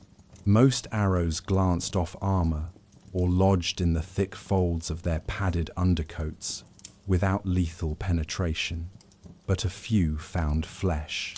The sounds of battle grew into a cacophony. War cries, arrows zipping, arrows clattering against shields and armor, men shouting orders or pain. He recalls the impact of arrows against his own armor. One hit his breastplate dead center, staggering him but not piercing. The bruise lasted weeks, but in the moment, he hardly felt it through the rush. Then came the shock of melee. Spearmen in front lines clashed, and swordsmen like him charged in once the lines broke. He remembers raising his katana with a shout and bringing it down on an opponent's helmet. The blade didn't cleave the helmet. Good helmets were strong, but the blow stunned the man, and our samurai's comrade finished him with a thrust of a spear. Everywhere was the glint of steel and the spray of mud and blood. He narrowly avoided a slash from the side. A foe's sword skidded off his shoulder guard. He spun and countered, their blades locking for a moment.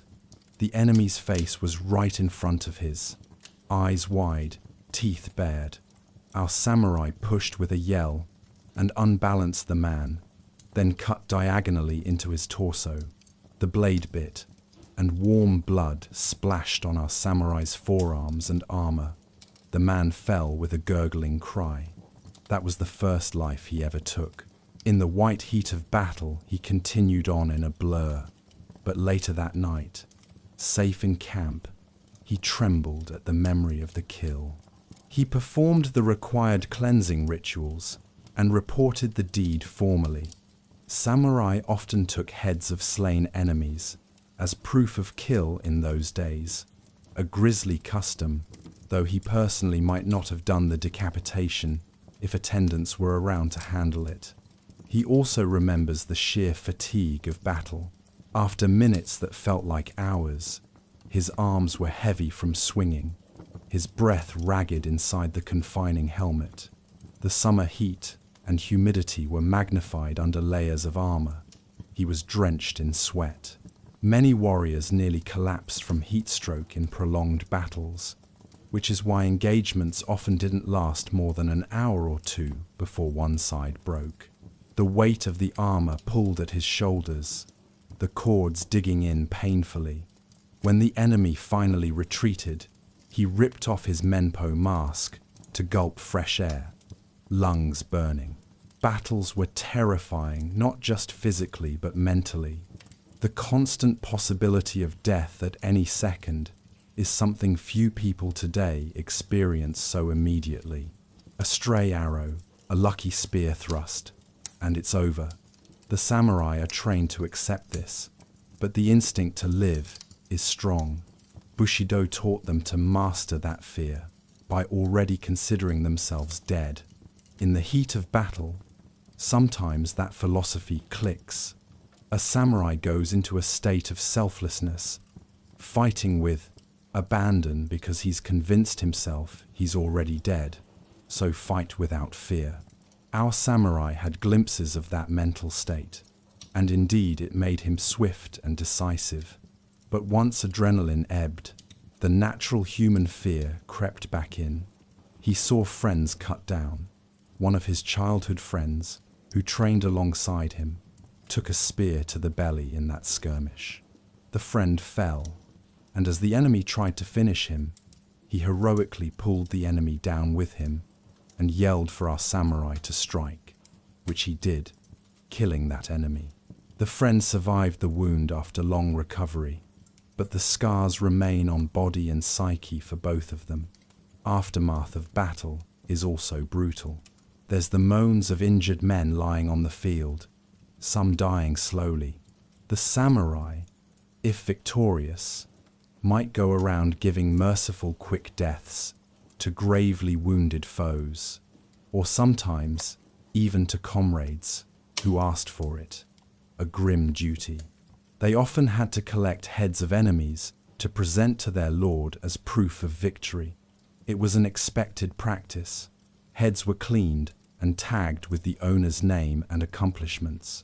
Our samurai, perhaps lower in rank, might not personally do the head-taking if there were designated head collectors, but he likely saw it done and had to steel himself to the gore.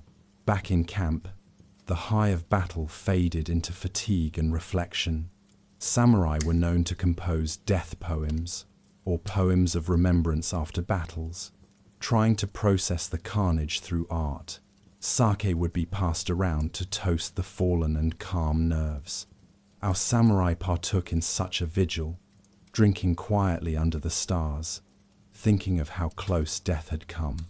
By dawn the next day, they had to resume marching, as if nothing happened, carrying the banner of duty onward. The psychological toll of real warfare is something many samurai bore silently. They did not have modern counseling, but religion and camaraderie offered some solace. Still, repeated combat could harden a person or break them. Some samurai indeed became very zen and detached, embracing death so fully that life's turmoil didn't ruffle them, while others might suffer what we'd call PTSD today, nightmares of battle, hypervigilance, maybe a fondness for drink to blunt memories. But their culture didn't permit open display of such trauma. They suffered in stoic silence for the most part, or found release in writing and spirituality. For our samurai, who has only been in a couple of fights, the experiences marked him deeply, but he managed to integrate them into his self-image as a warrior. He prays for the souls of those he killed, and hopes someone will pray for him if he falls. This fatalism helps him carry on. Now, as the training exercise concludes, all these memories reinforce one notion. War is hellish, but the samurai is conditioned to walk through hell regardless. A person without that conditioning would likely freeze in panic, or collapse in exhaustion, or mentally break under the strain. The modern image of quick duels and elegant swordplay is far from the messy, exhausting reality of slogging in armor through mud and blood, hacking at enemies who are hacking back. It's nothing like choreographed movie fights. It's confusion, fear, and brute struggle. Our samurai dismounts and helps a limping comrade remove his heavy armor. They laugh wearily about some comical mishap during the exercise. Perhaps someone fell into a stream. There is relief that this was practice, not mortal combat. But they all know that if real battle calls, they will go and do it again for real, come what may. They genuinely wonder, sometimes, How many of these shopkeepers or farmers around them could comprehend what they go through? It's not arrogance, it's just a gulf of life experience. To not last a day as a samurai could mean failing at any of the countless hurdles, lacking the stamina for the physical ordeals, lacking the courage for the deadly confrontations, or lacking the emotional discipline to handle the omnipresent stress and strictness. A modern person parachuted into this life might find the armor insufferably heavy, the early wake-ups punishing, the etiquette stifling, the threat of violent punishment terrifying, and the actual violence traumatizing. It truly took a lifetime of specialized upbringing and a culture that reinforced these values to make a samurai endure it all. Our young samurai has known no other life, so he carries it with a natural grace. But even he is aware that it's an extraordinary existence. Sometimes, when he sees a common farmer enjoying a simple life with his family, free of combat, he muses, who is luckier? Yet, he usually concludes that his own life, while harder, is more meaningful to him, guided by honor and tied to something greater. It's a classic samurai sentiment that the glory of service and potential to earn eternal honor outweigh the comforts of a quiet life. With the exercises done, he participates in the wrap-up. The lord or general might commend the troops and give out symbolic rewards, maybe a few arrows or a ceremonial arrowhead to those who felled notable opponents in the mock fight. There's a sense of brotherhood as they all bow and cheer. Then it's time to head home once more, quite exhausted and probably looking forward to a hot bath to soak sore muscles. Nightfall, reflection, and rest. After the strenuous war game, our samurai returns to his residence in the evening, utterly drained. Physical exhaustion weighs on every limb, the kind of deep fatigue that comes from hours spent battling in armor. His shoulders have raw spots where the cuirass straps rubbed, and new bruises bloom on his arms and thighs from blunt blows. The moment he steps inside, his wife, or attendants, move to help him remove the armor. Piece by piece, the heavy gusoku comes off. First the helmet, releasing a cascade of sweat-soaked hair. Then the arm guards, the cuirass chestplate, the skirt of lamella plates around his waist, and so on. Each piece thuds onto its storage rack. He groans with relief as the weight lifts from his body. His underrobe is drenched and clings to him. Stripped down to a light yukata, he pours a cup of water and drinks it down gratefully, rehydrating. His wife has prepared the furo, a wooden hot bath, in anticipation of his return. Few things are as heavenly to a samurai as soaking in hot water after a day of battle or training. It soothes muscle aches and rinses away the grime of war. Even simulated war yields plenty of grime. He eases himself into the deep wooden tub, biting back a sigh as the heat stings his bruises, then mellows into comfort. Eyes closed, he allows himself this rare moment of vulnerability and pleasure. The steam rises around him, carrying the scent of cypress wood. In the bath, he quietly reflects on the events of the day. Perhaps he mentally critiques his performance. I left my left side open at one point. Must correct that. He also recalls the camaraderie on the field, the laughter at the end. Those bonds mean a great deal to him.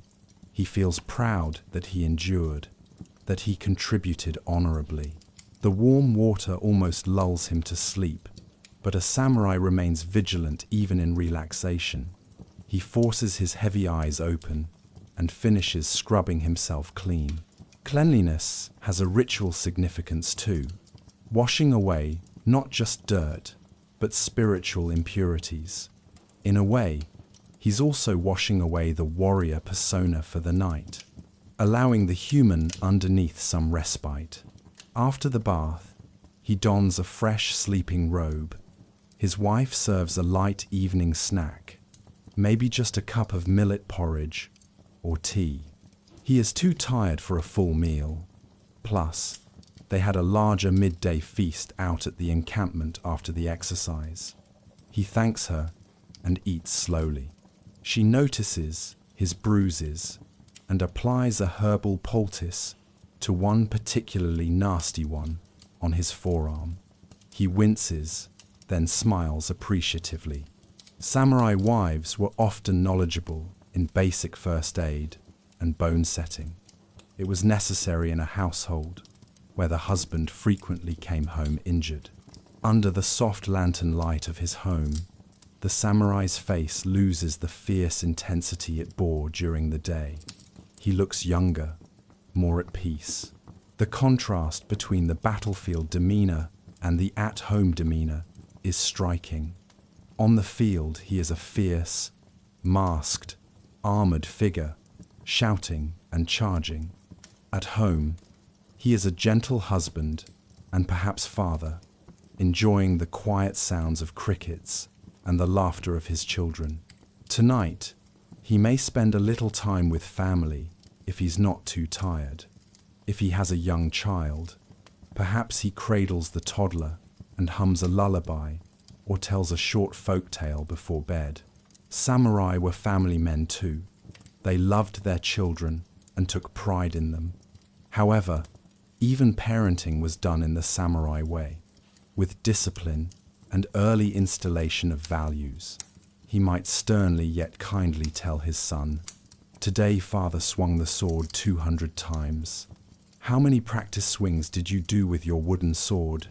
Turning even child's play into preparation.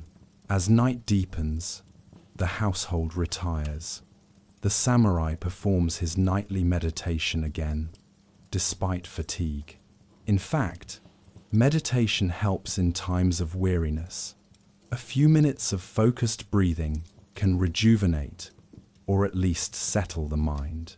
Kneeling in the darkness, he chants the Heart Sutra quietly, its familiar verses calming him. He also says a Shinto prayer, thanking the guardian kami for keeping everyone safe during the combat drill. He reflects on how fortunate he is compared to those ancestors who fought in real battles where friends died. Here he is, alive and whole, his family safe. Gratitude fills him, then he composes himself for sleep. In samurai custom, even how one sleeps can be ritualized. Some samurai, like the mentioned Lord of Mito in a story, believed a warrior should lie straight on his back, as if in attention, even while asleep. Perhaps our samurai isn't that rigid, but he does arrange his sword stand within arm's reach of his futon, an old habit, in case of midnight alarms. His short wakizashi in particular, he might keep by his pillow. It's said many samurai slept with a hand on their sword.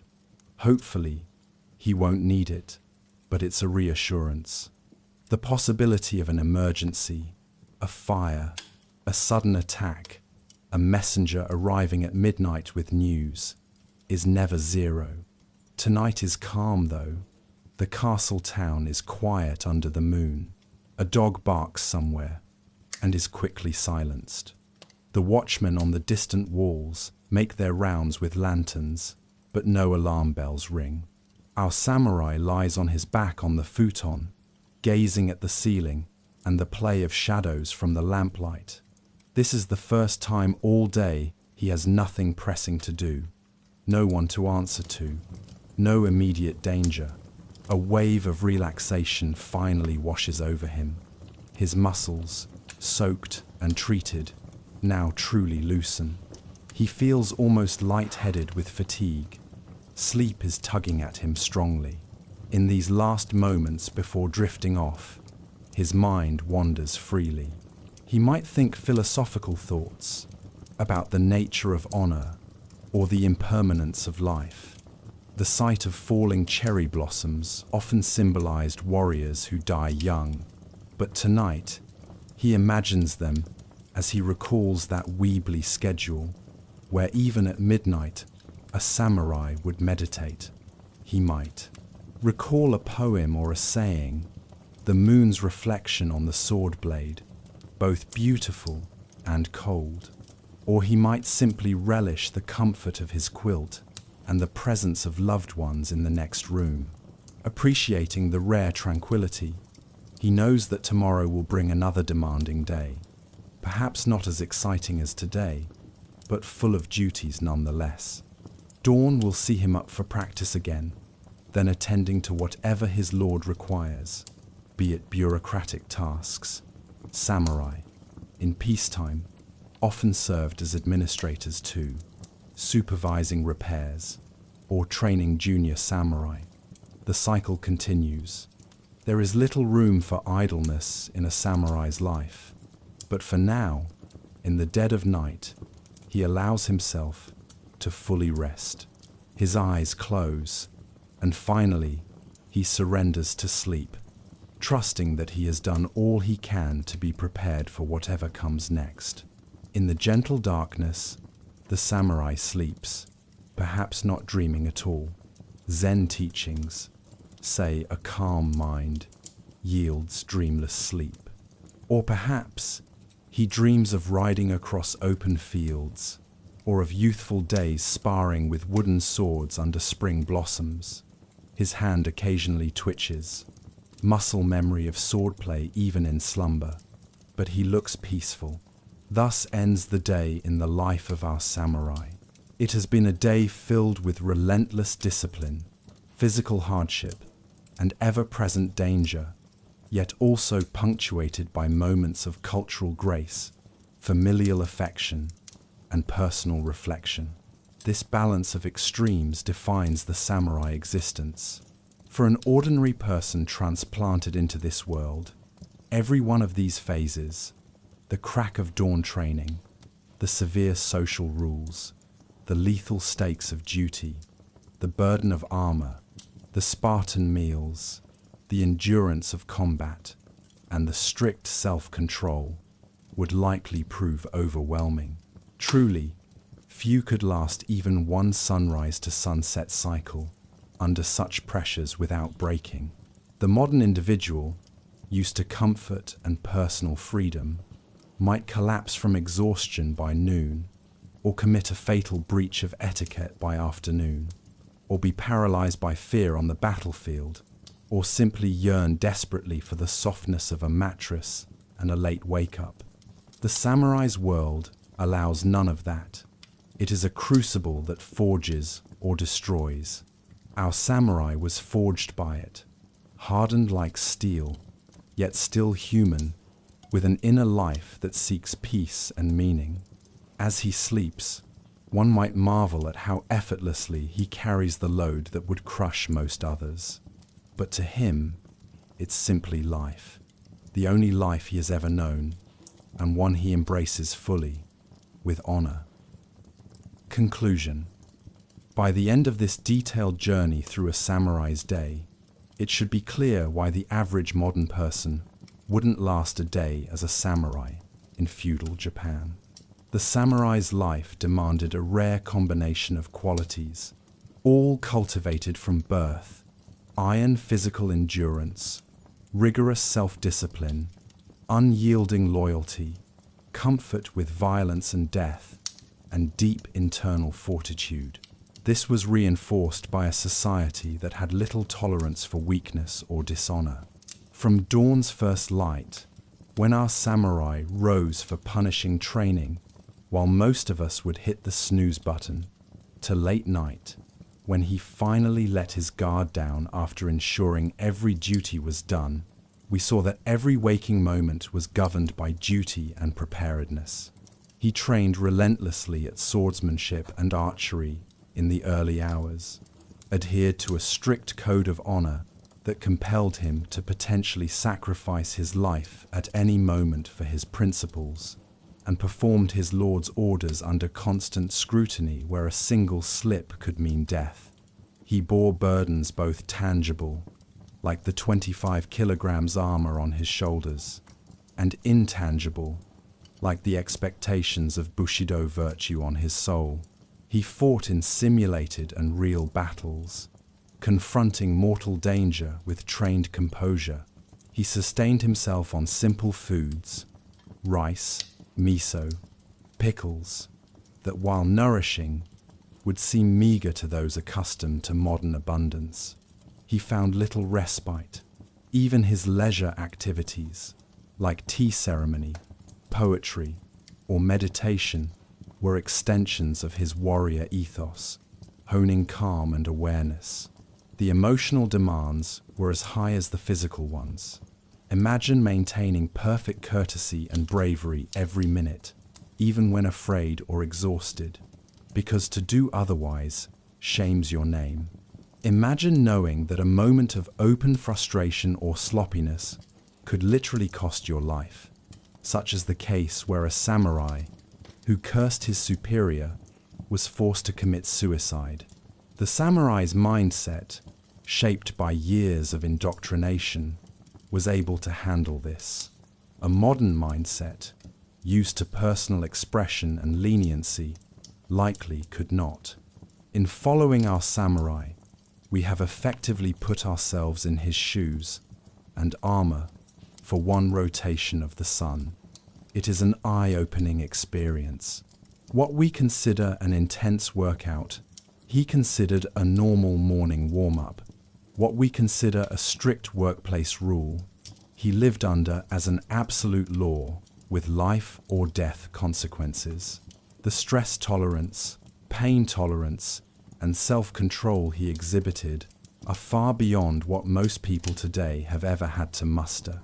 This is not to glorify suffering, but to highlight how specialized and demanding the samurai role was. It's little wonder they have become legendary. Their lifestyle produced individuals capable of extraordinary feats of arms and willpower. But it was a life that came at great cost. Personal freedoms were nil, and one's fate was always at the mercy of one's lord and the stringent codes of the time. For modern readers or listeners, trying to survive a day in that world would be akin to being dropped into a different planet with hostile atmosphere. One would be grappling not only with physical unfamiliarity, heavy armor, horses, weapons, but also cultural shock, extreme hierarchy, ritualized behavior, constant danger.